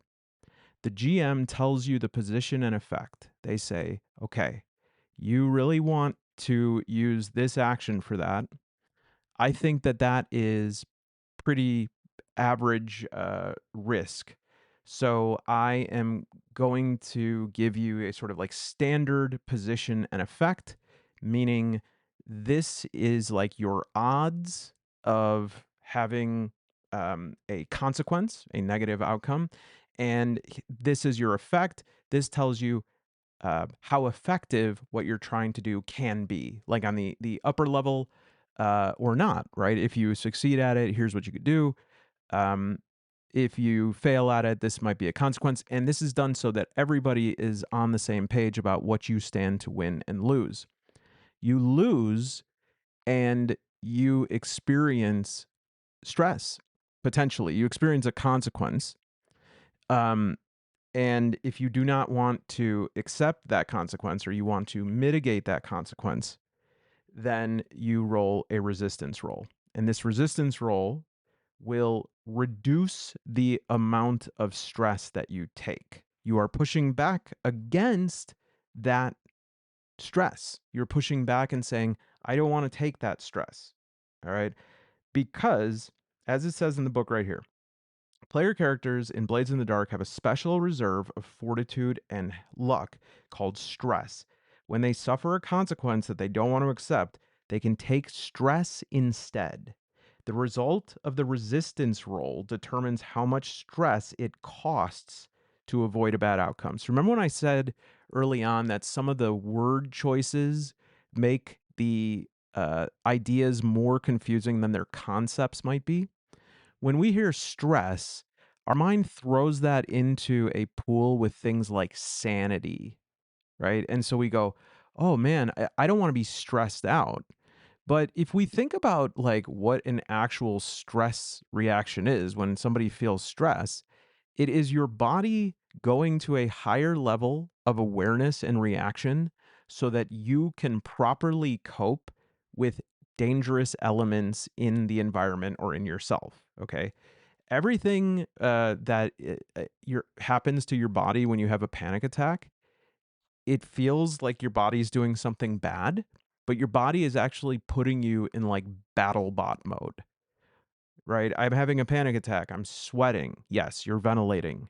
My heart is pounding. Yes, you are pushing blood to all the muscles, and that is giving them oxygen, and it's allowing a fast twitching of actin and myosin to contract to have a high level of fast, effective contractility. No, but I can't see. My vision's narrowing. Yes, you're crowding out or narrowing your vision so that you can focus on the threat in front of you and not worry about any superfluous things. No, but I just whizzed in my pants. Yes, your body has determined that the highest priority for you to preserve is your mind and your heart. And so it's rushing all the blood to those to protect them. And it is also redistricting blood and nervous interface from non essential parts of your body right now. All of these things are to help you. But when they happen and you're not in danger or you're not in immediate danger, like your danger is coming because Paula from accounting is like, you didn't turn in your time card. Then you go, oh my gosh, this is terrible. I feel terrible. And it's true. I'm not saying that that doesn't feel terrible. I mean, that's a panic disorder is a terrible thing. You feel like your body's not in your control. But what I'm saying is when you utilize stress, you are digging down deep. You are using your faculties to fight these negative feelings. And even if you have nothing filled in here, you can still have at least one die by paying two stress because you're like, that's how it goes. In the book, it calls it scoundrel's luck. It's just like, first of all, uh, you even if you have one die, you have a 50% chance of succeeding. Yeah, you might have some consequences, but if you roll a 4, 5, or a 6, you succeed. You do what you tried to do. Okay. And so that is good odds. And if you have stress to spend, you can get at least one die on any roll. You can also add a level to your effect. That's another thing um, that you can choose each one of those once for each action. You can pay 2 stress to get an extra die. You could pay 2 stress uh, I guess 4 total to get +1 level to your effect to say I want a bigger result, right? But the logic there stays the same. I want to punch this guy in the face. All right, you're gonna he's gonna say ow, and he's gonna have that peppery feeling in his nose, and his eyes are gonna tingle, and the face is gonna tingle for a bit. No, no, no. I want to knock him out cold. Okay, well that's a bigger effect. Okay, I'm gonna spend 2 stress. Again, you are recruiting all of your inner stuff to give a big effort, and that requires stress. And on top of that, it's also a risk because anytime that you are going Super Saiyan by putting your body under stress, you are borrowing from tomorrow's supply, right? I mean, that's basically like what's happening because I mean, to get technical about it, no expert, but you have your sympathetic nervous system that reacts to fight or flight. And then your parasympathetic nervous system will release a bunch of like relaxing neurotransmitters like GABA and stuff like that to down cycle you so that you relax and can go into a recovery mode. Well, if you go for broke and you take your shot and miss, you're still going to have to go into this refractory period, and now you're going to be vulnerable. I should note there is one more thing that you could do with stress, which is take action when you're incapacitated. So you could see how all of those kind of make sense, and you could see the rationale behind it, which is, I would say, probably to avoid what's the half elf in Baldur's Gate video game who she's always sort of like looking like she's about to cry, and she misses every attack. Shadowgate, Shadowheart, right? You're trying to miss you're trying to avoid Shadowheart. You're trying to avoid like, okay, I've got this big moment. It's all on me. I need this to happen. I missed, right? You want in Blades, it encourages cinematic moments and it gives you options to create those cinematic moments. It allows you to buy a hamburger of awesome today for $5 tomorrow. All right. Now, we have this thing, stress, and you're saying, Malone, that this is not a bad thing. Well, just like IRL, if you have too much stress, you get exhausted. Okay. And what's going to happen eventually is that when you mark your last stress box that you have, you suffer a trauma. And so when you take a trauma, you have to circle one of the conditions. So like you're cold, it depends on what you did. And so, you're cold, you're reckless, you're unstable.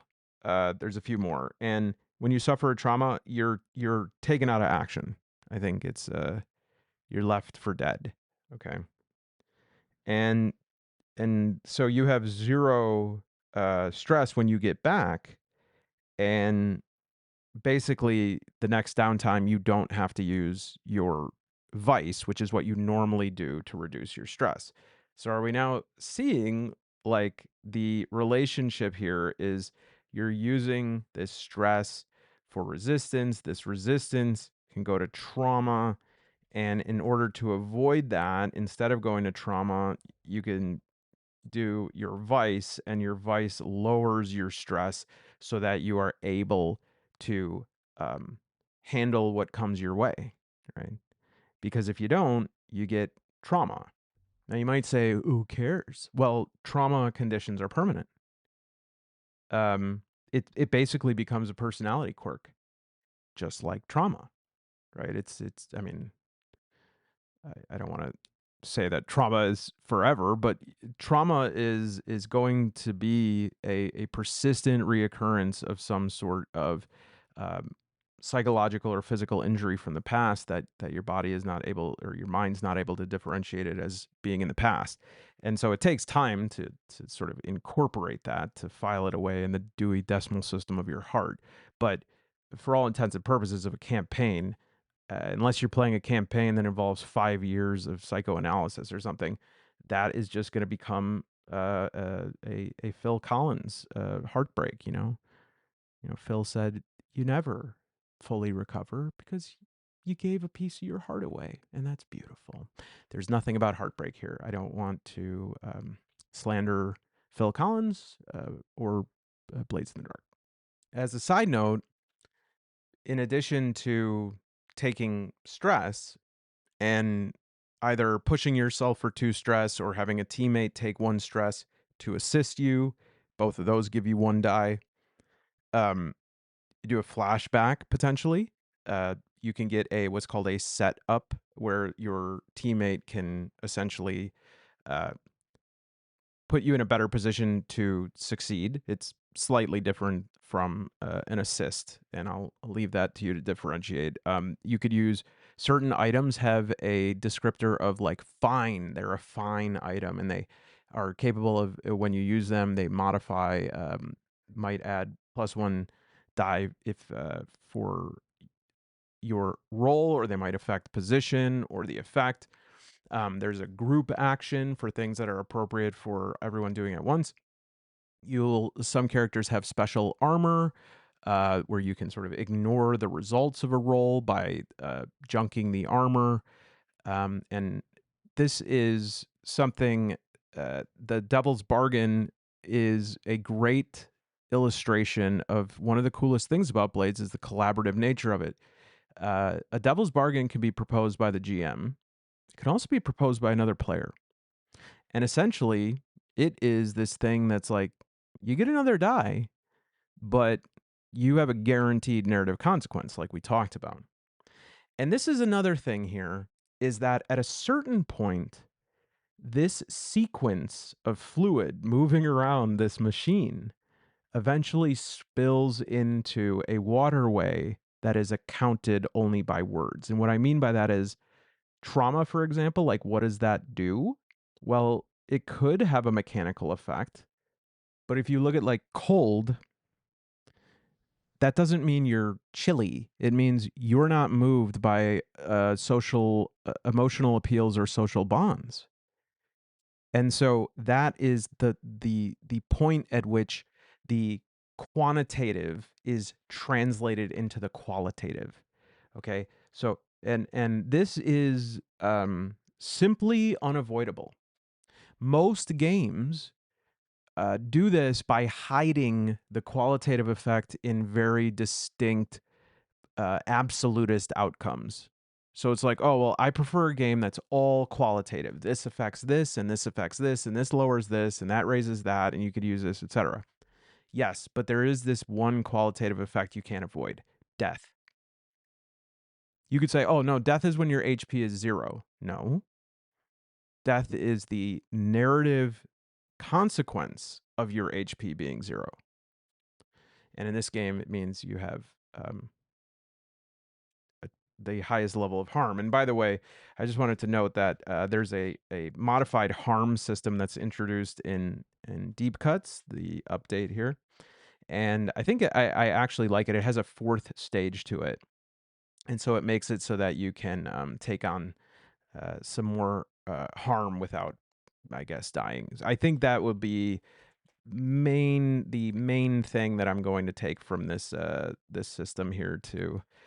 Otherwise, I think I'm not going to take any of this other stuff for my solo conversion. I'll leave that to everyone else who wants to use this stuff. A lot of this stuff is just kind of cool, interesting updates. But, geez, why can't I find it? Oh, removing level 1 harm. Level 1 harm represents temporary negative conditions that can impede your character. Things like stunned, tired, or bloodied. Some level 1 harm conditions might require an action to remove. Surviving fatal harm, tough it out. Yeah, if you want to take a little peek at that, I'm sure nobody will mind. That's the updated harm level.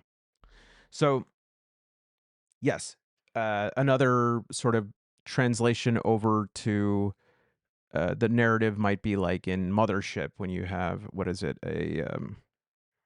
when you deplete your sanity and you have a some sort of episode, right? You like lose it. I forgot what that's called. The Devil's Bargain is another place where the quantitative spills into or flows into a river of qualitative, in that it's like, yeah, you can get this extra die, you can increase your odds, but your daughter, you see her once a month for a weekend. She's going to hear about this, and she's not going to speak to you anymore, right? And it's like, wait a minute, what? Well, so what does that do? Does that, like, do I lose story points, or does it affect my XP? No, it affects your relationship with your daughter.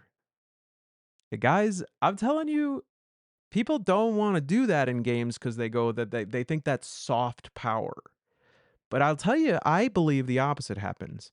When the only consequences are when a meter runs out or a clock hits midnight, people will not commit to the reality of their characters as much, because they're just trying to, like, win the game condition. But I don't want my character to be estranged from his daughter. I don't want that.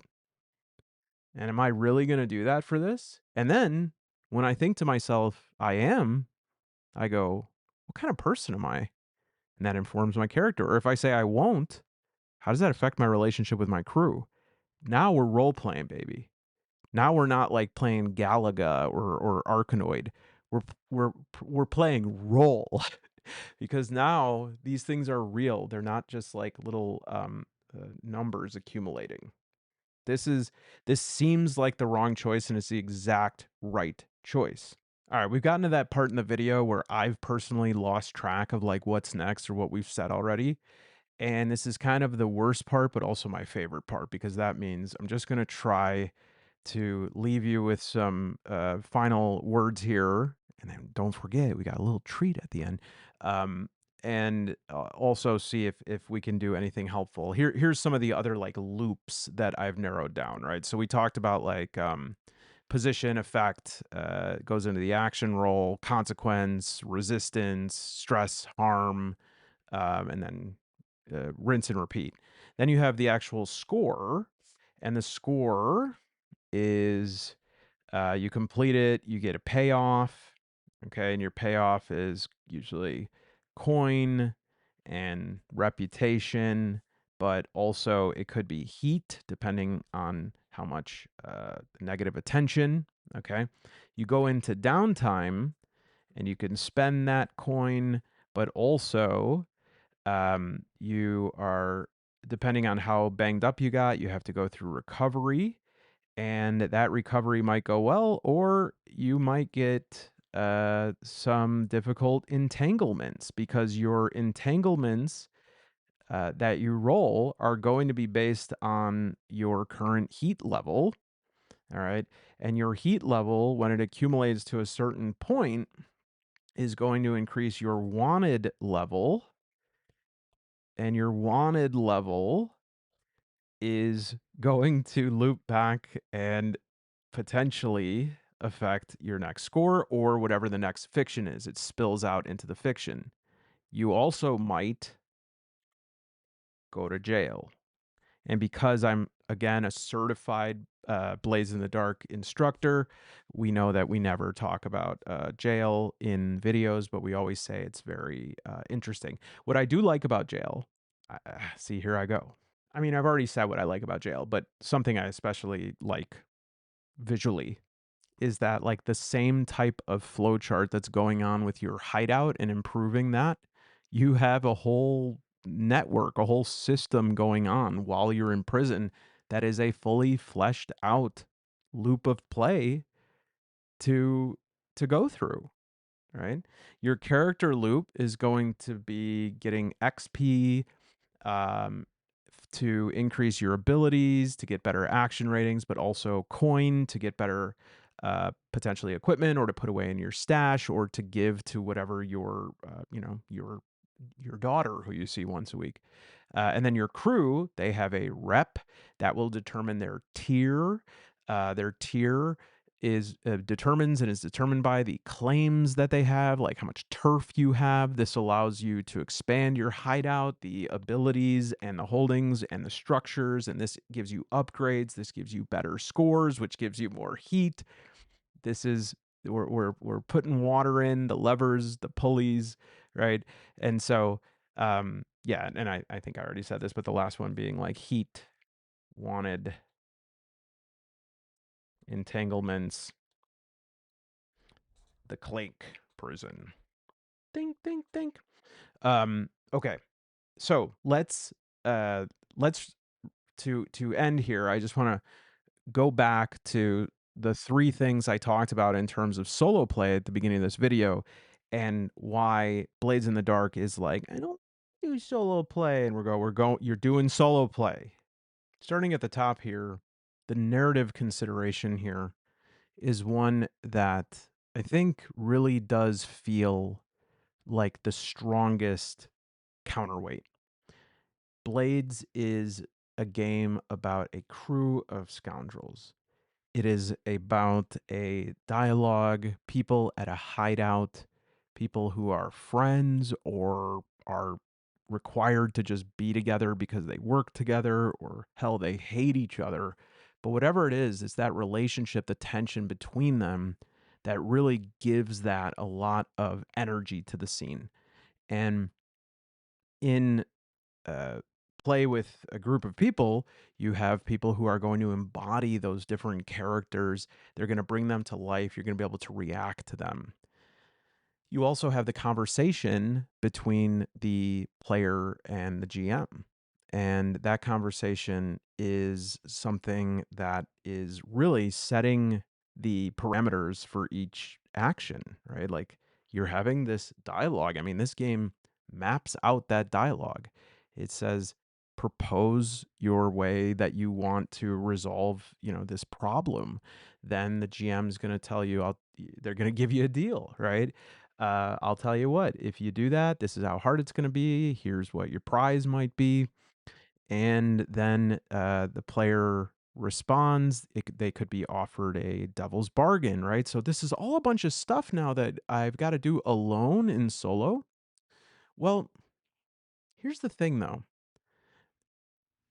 There is a way to look at what the GM does in a game in a very distant 10,000-foot way that is reveals, if we can sort of let go of, dare I say, a romantic notion of the GM player relationship in a game, you have to ask yourself, what does this GM do? In most games that you wish to play solo, the predicament is that the GM is able to hide dynamic information in their brain.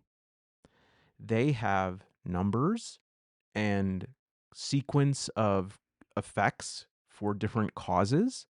They have plans, they have plot, and they withhold and disperse this information. They adjudicate on different things, right? And in solo play, who's going to do all that?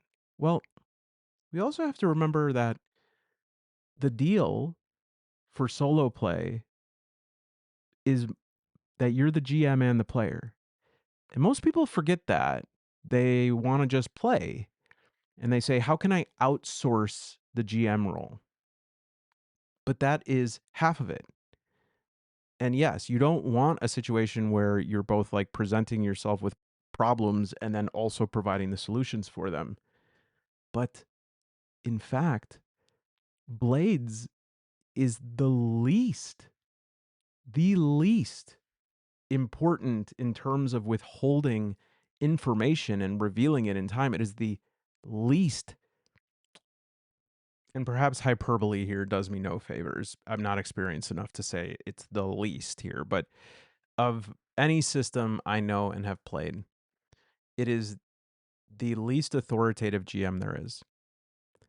They have uh, a lower amount of power vested in them to adjudicate outcomes.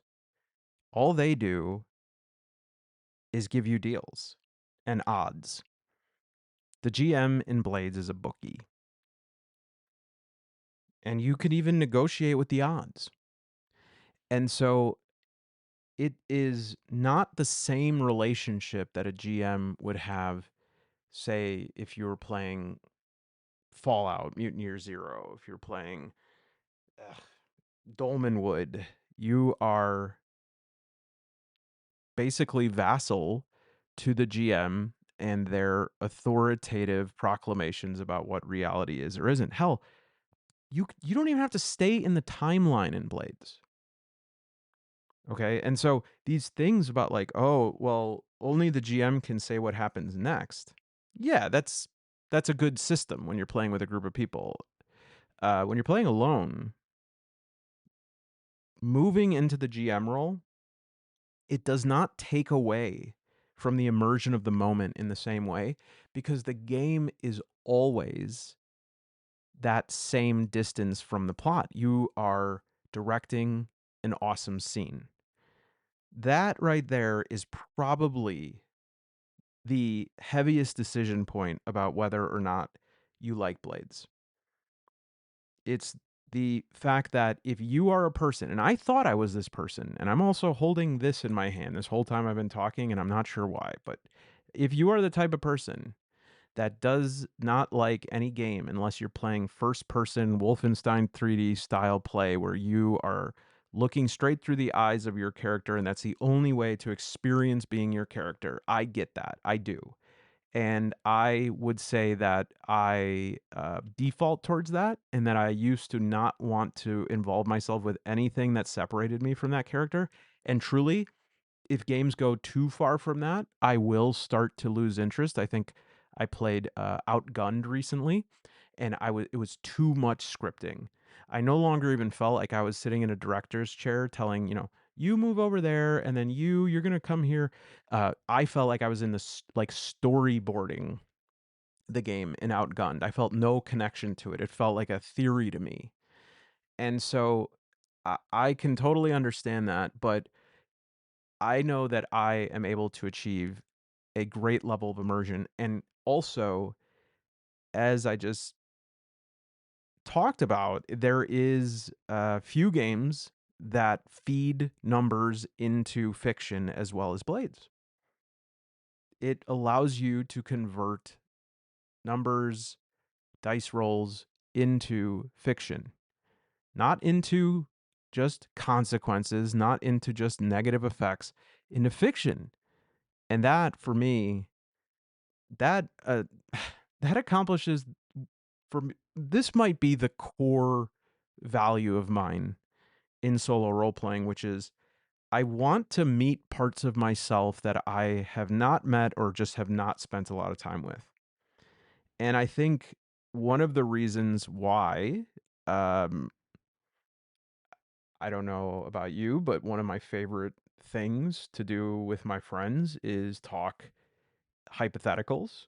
Like, okay, would you do blank and you get $1 million, but you're not able, you always have the feeling that you just drank hot chocolate and your tongue is burned, but you make $26 million a year, but it's paid you in pennies, right? All this kind of stuff is because I think that anytime we confront the true moral dimensions of ourselves, we turn over some rock inside of us.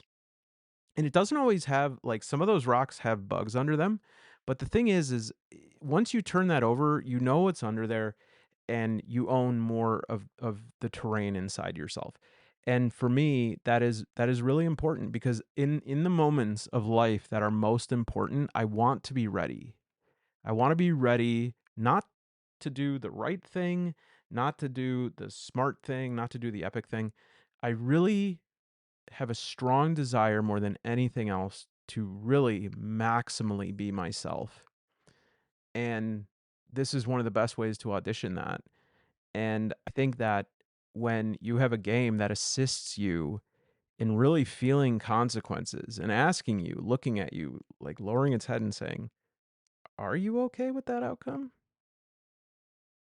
You spent the whole night making this plan with your team. You're about to betray them. Are you okay with that?"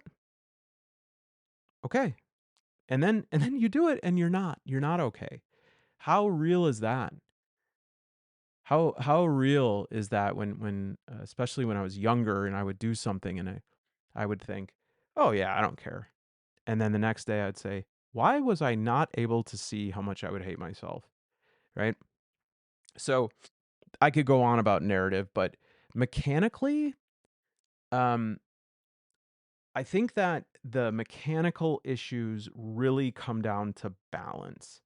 And which is sort of a separate category because mechanically, I don't really see much of what needs to change. I'm already engaged in a conversation with the GM. I'm already able to mulligan things with that conversation. I'm already actively participating in like creating what I'm going to do and what's going to happen. The difference is that the GM has final say. Again, what is the reason for that? Is it because you as the player can't be trusted? Is it because you as the player are sneaky or that you as the player don't want to have to use your brain to figure that out? No, not really, but if I were to say yeah, it's that that only matters when you're playing with other people, right? When you're playing with other people, You need somebody who has the burden of command, who is able to say, no, this is how that turns out, because otherwise we get main character syndrome. And if you have a person who is less conscientious of the feelings and attitudes of others, or if you have someone who is over conscientious of that and is constantly stepping behind so that other people can be in the spotlight, that is an unsatisfying experience. But in solo play, I'm good. I could take care of it. For instance, setting position. This was a huge realization that I had. This was one of the realizations that like caused me to make this video. When I want to do an action, I say to the GM, I would like to get a running start and I would like to hop over this fence using this ability. What would it be? Is every one of my hypotheticals today like prowl, finesse? All right. Let's use something like resolve. I see a ghost and I want to keep my cool, right? And so I use one of those. I uh I say what I want to do, and the GM says, I think that's pretty desperate. And you say, I don't. I think my character is is really strong. I don't even think they'd be affected. Look at what happened in this other situation that was very similar to this. And the GM goes, yeah, nah, no, I think it's desperate. I think you have a really bad chance and you're not going to do anything. Here's my question. In solo play, if you created that scenario and you said, I'm going to use this resolve action, and I believe that it's not controlled, but it's just risky. Later that night, are you going to go, boy, I wish a big, strong GM was here to tell me that that was desperate? No. You already know what it is. You've already named it. Furthermore, if the fear, as I think it sometimes is with solo play and externalizing the GM role, is to say, oh, I'm not going to be fair. I'm going to constantly go easy on myself or hard on myself. Fine. That I understand if you want some randomization in that. But also, really? Does that happen? Because it might happen more in a game where I have to decide between 20 outcomes. I will have a lot of anxiety if I choose a number 14 for some rating that a GM normally would. And I think to myself, was that a 14? Or was that more of a 17? Or was that more of an 11? That's a bigger span. There are three options here. There are three options in almost every outcome in Blades. Yes, I mean like the subclass of those outcomes are in a way limitless in terms of how they can sort of like emerge from there. But it's honestly like the the outcomes are pretty straightforward. The right column, is it controlled, risky, or desperate? Right? And even with the effect, like 0 is not, you're never going to choose that. You never should, especially in solo play. I'm going to do this, and if I get it, it will achieve nothing, right? No, that's not going to happen. And so yeah, you have to figure out like what a standard level of potency or quality looks like. Sure. But that doesn't seem like something that I'm going to lose sleep over adjudicating. I'm not going to, forgive me, Father, I've sinned. I gave myself a standard effect when I should have given myself great. Um, this is a game that narrows the band of outcomes, and then there's an expanding funnel of like how those outcomes, their outcomes, not outcomes, how those outcomes are actualized or materialized in reality. And one of the pieces that I have in my solo supplement is like some standardized question gates that you can ask yourself. The most important one is this thing you're about to do, is it chess? Is it checkers? Or is it a chew toy? And you could apply this to almost everything, right? Is the problem chess? That means it's complex. All right, give that clock 6 wedges. Is it checkers? Give it 4. Is it a chew toy? Give it 1 or 2. And I really don't believe that I will feel as though I've either cheated myself or done myself too much of a favor with this. Because ultimately, you have so many clocks running and you have so many different things that you could be thinking about. It is not a game where every single sort of proposition or metered outcome is just happening right when it happens, right? In other games, it's like, okay, I've got to throw this pail of hot soup at the enemy's head. Did I? Yes, no, right? But when we're setting up clocks, we're creating plot pressure points. And I don't I don't think that I even have enough brain space to go, that was like maybe a tick too soon. So I think if you're interested in seeing a little bit more how I flesh that out, that's going to be one of the things in my solo supplement. But I guess I didn't talk much about that because I think it would feel kind of scummy. And also, I'm not done with it. It makes me stressed. And stress, it helps you to perform. All right, oh my god, is this video 2 hours long? All right, let's have a little treat. Let me know if you want to hear anything else. I was thinking about writing like a little Substack or something on it. But I'm gonna have 3 croissants and go to bed.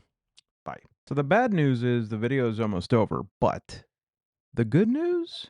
That means it's a little treat time, baby. Oh yeah, little treat. It's not a big one. All right, so to wrap up the video, everybody, I explained this in a previous video. All right, that's quite enough. What the hell, man? Isn't it outrageous that computers just get to like do whatever they want? Can you imagine any other technology when you tell it to stop doing something, it takes its time? Like if you were like, all right, this is enough. The microwave, you could stop heating my food now. And it was like, yeah, hold on just a minute. I gotta finish up some like backlogged stuff that I was working on. It's like, no, you need stop. I command you. Ugh. Let's talk a little trees. Flip Toons is a 1 to 4 player game for ages 10 plus. It's by Thunderworks Games. Thunderworks has some great games, my favorite being Role Player and like role player expansions like Minions and Friends and Familiars. Cartographer Heroes, a new one coming out in August. Questline has a 1-player mode. 10 Penny Parks is good. Goblin Vault I want to try out. They've got a lot of really cool games. And this one I got from Noble Knight Games, and I hauled it out because I recently picked up from them just to sort of complete my order and put me over the free shipping amount. I saw that they had the Big Button mini expansion. Probably not the most fun expansion when you're playing single player. Probably if you used all 4 of the buttons, it would be more fun because there's sort of like this moment of anticipation where it's like, is anyone going to press their button? And then when you do, you flip, it's reset, but you also get to like re-deal that hand. And you will not be able to access it again until it is reset, which I'll talk about. But when you're playing by yourself, you're just kind of like, I wonder if anyone's going to do it. I did. What I really like about it, and unfortunately I've already shuffled it in, is there are 2 axolotl tunes that came with it that you shuffle in. And if you draw the axolotl, not only are they valuable tunes, they also reset your big button so that you could use it again. What the hell am I talking about? Tunes, what is all this? Although these are not like actual major company cartoon properties, you could tell by the art style and everything like that they're designed to be like the top billing cartoons of a network, of networks of yore, right? We're thinking certain mice, certain ducks, certain cats, certain bunnies, etc. Essentially, you are trying to build up the network lineup by recruiting the top tunes, but you got to work your way up from the bottom, okay? And if you look at each of the cards, these are the starting cards, and you'll always shuffle them out into like 6 right here, 3 on the top row, 3 on the bottom. And then also there's going to be some up here that are dealt out from this deck right here.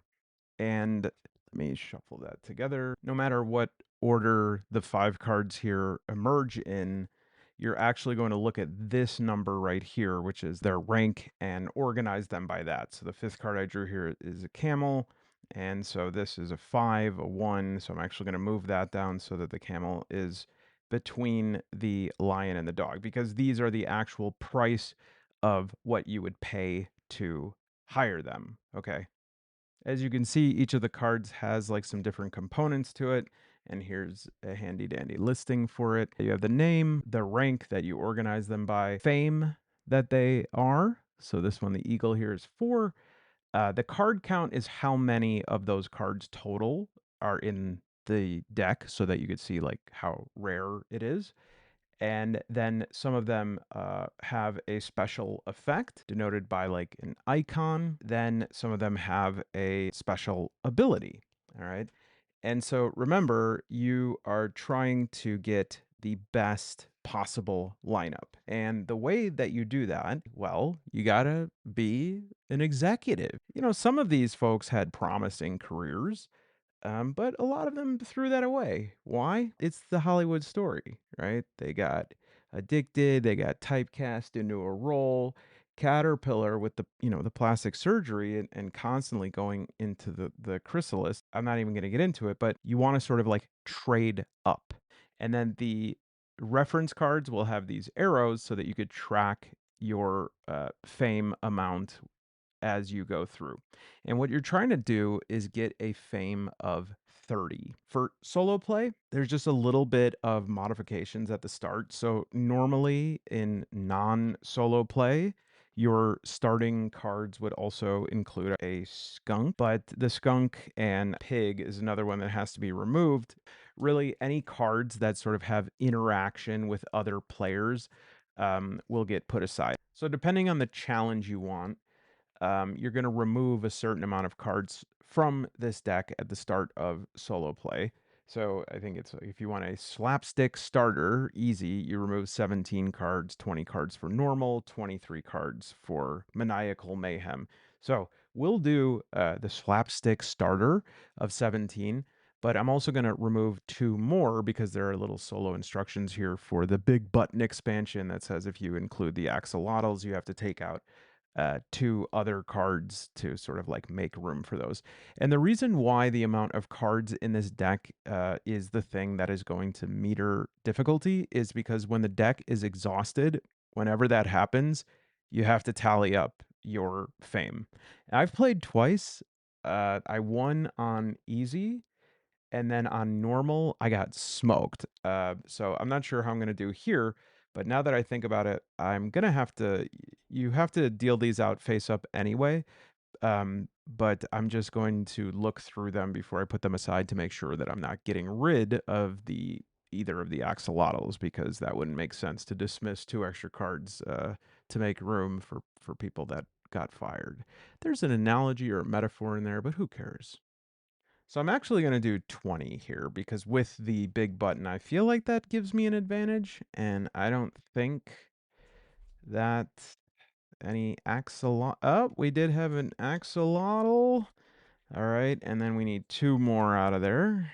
Oh, the other axolotl. All right. I'm gonna have to, obviously, I'm going to have to reshuffle these. Let's tuck these in here. And okay, because we want these to be shuffled up, and we want to give these a nice shuffle before we start. Now, I don't have to dismiss them to get a new cast member, but again, if you only add and don't prune, it's kind of like if you ever played Slay the Spire, you want to try and get rid of your starting cards because you keep these bad cards in your deck. Is like, well, I don't feel like paying to get them out of here, but then you're increasing the frequency that these come up and decreasing the frequency that a better card comes up. Essentially, you're just trying to put together the best one. Now, one of the more powerful things is a stack, because when there are certain cards that stack on top of other cards, and you essentially get to put an additional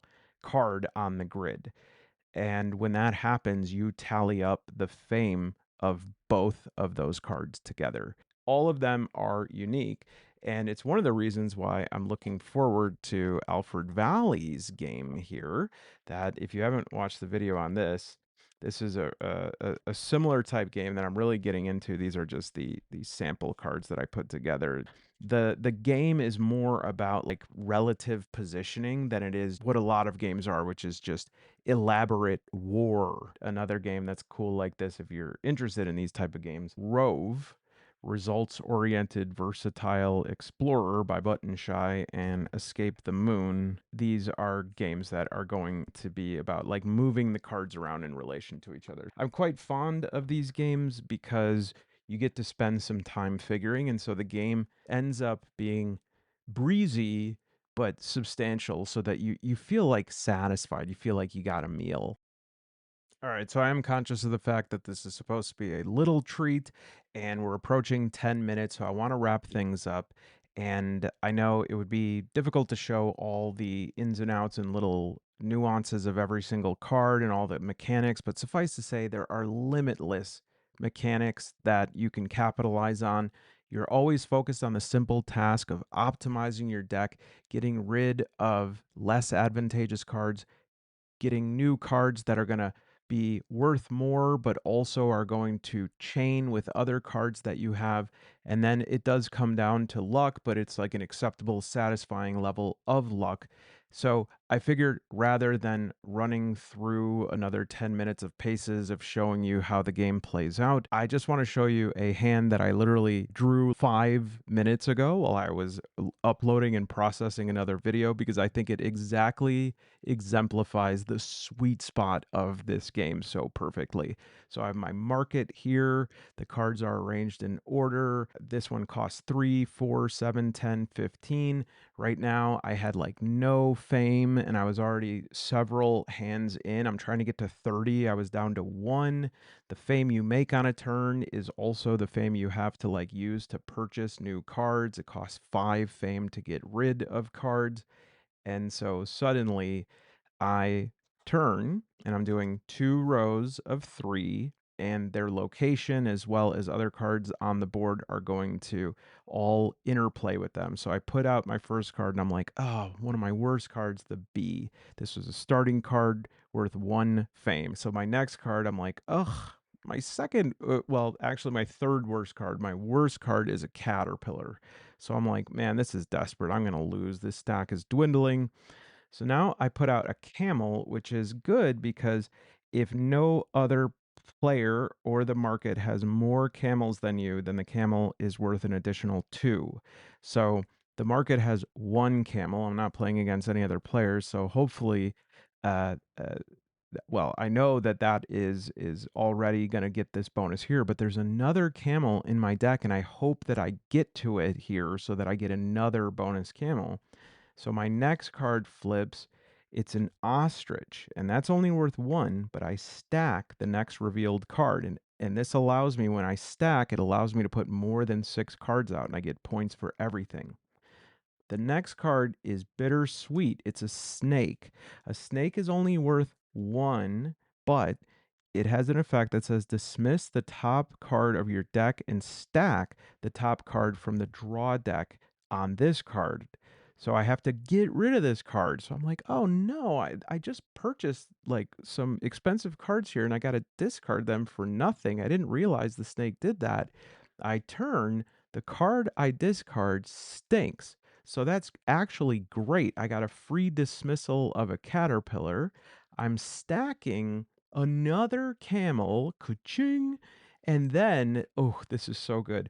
The dragonfly is worth 0, but you get +1 for every adjacent face-up card that's unique. And the final card is my last caterpillar, which normally sucks, except for the fact that it's unique. So this dragonfly right here, I get 1 point. 1 plus 2. 3 plus 4 is 7. 7 plus 4, 11. 11 plus 1, 12. 12 plus 1, 13. Then the dragonfly, how many unique are adjacent?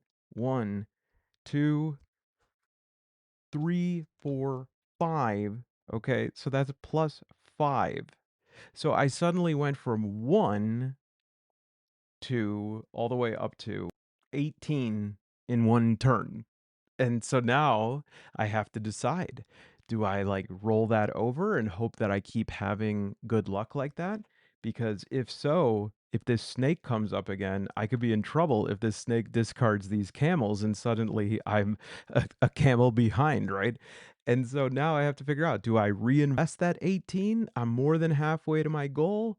Do I get rid of more bad cards or what? Uh, for 20 bucks is a hell of a game. Highly recommended. I'll put the link below. And hey, you know what? If things go really bad on my next one, I've got my big button. All right, thanks for coming everybody and have a wonderful big big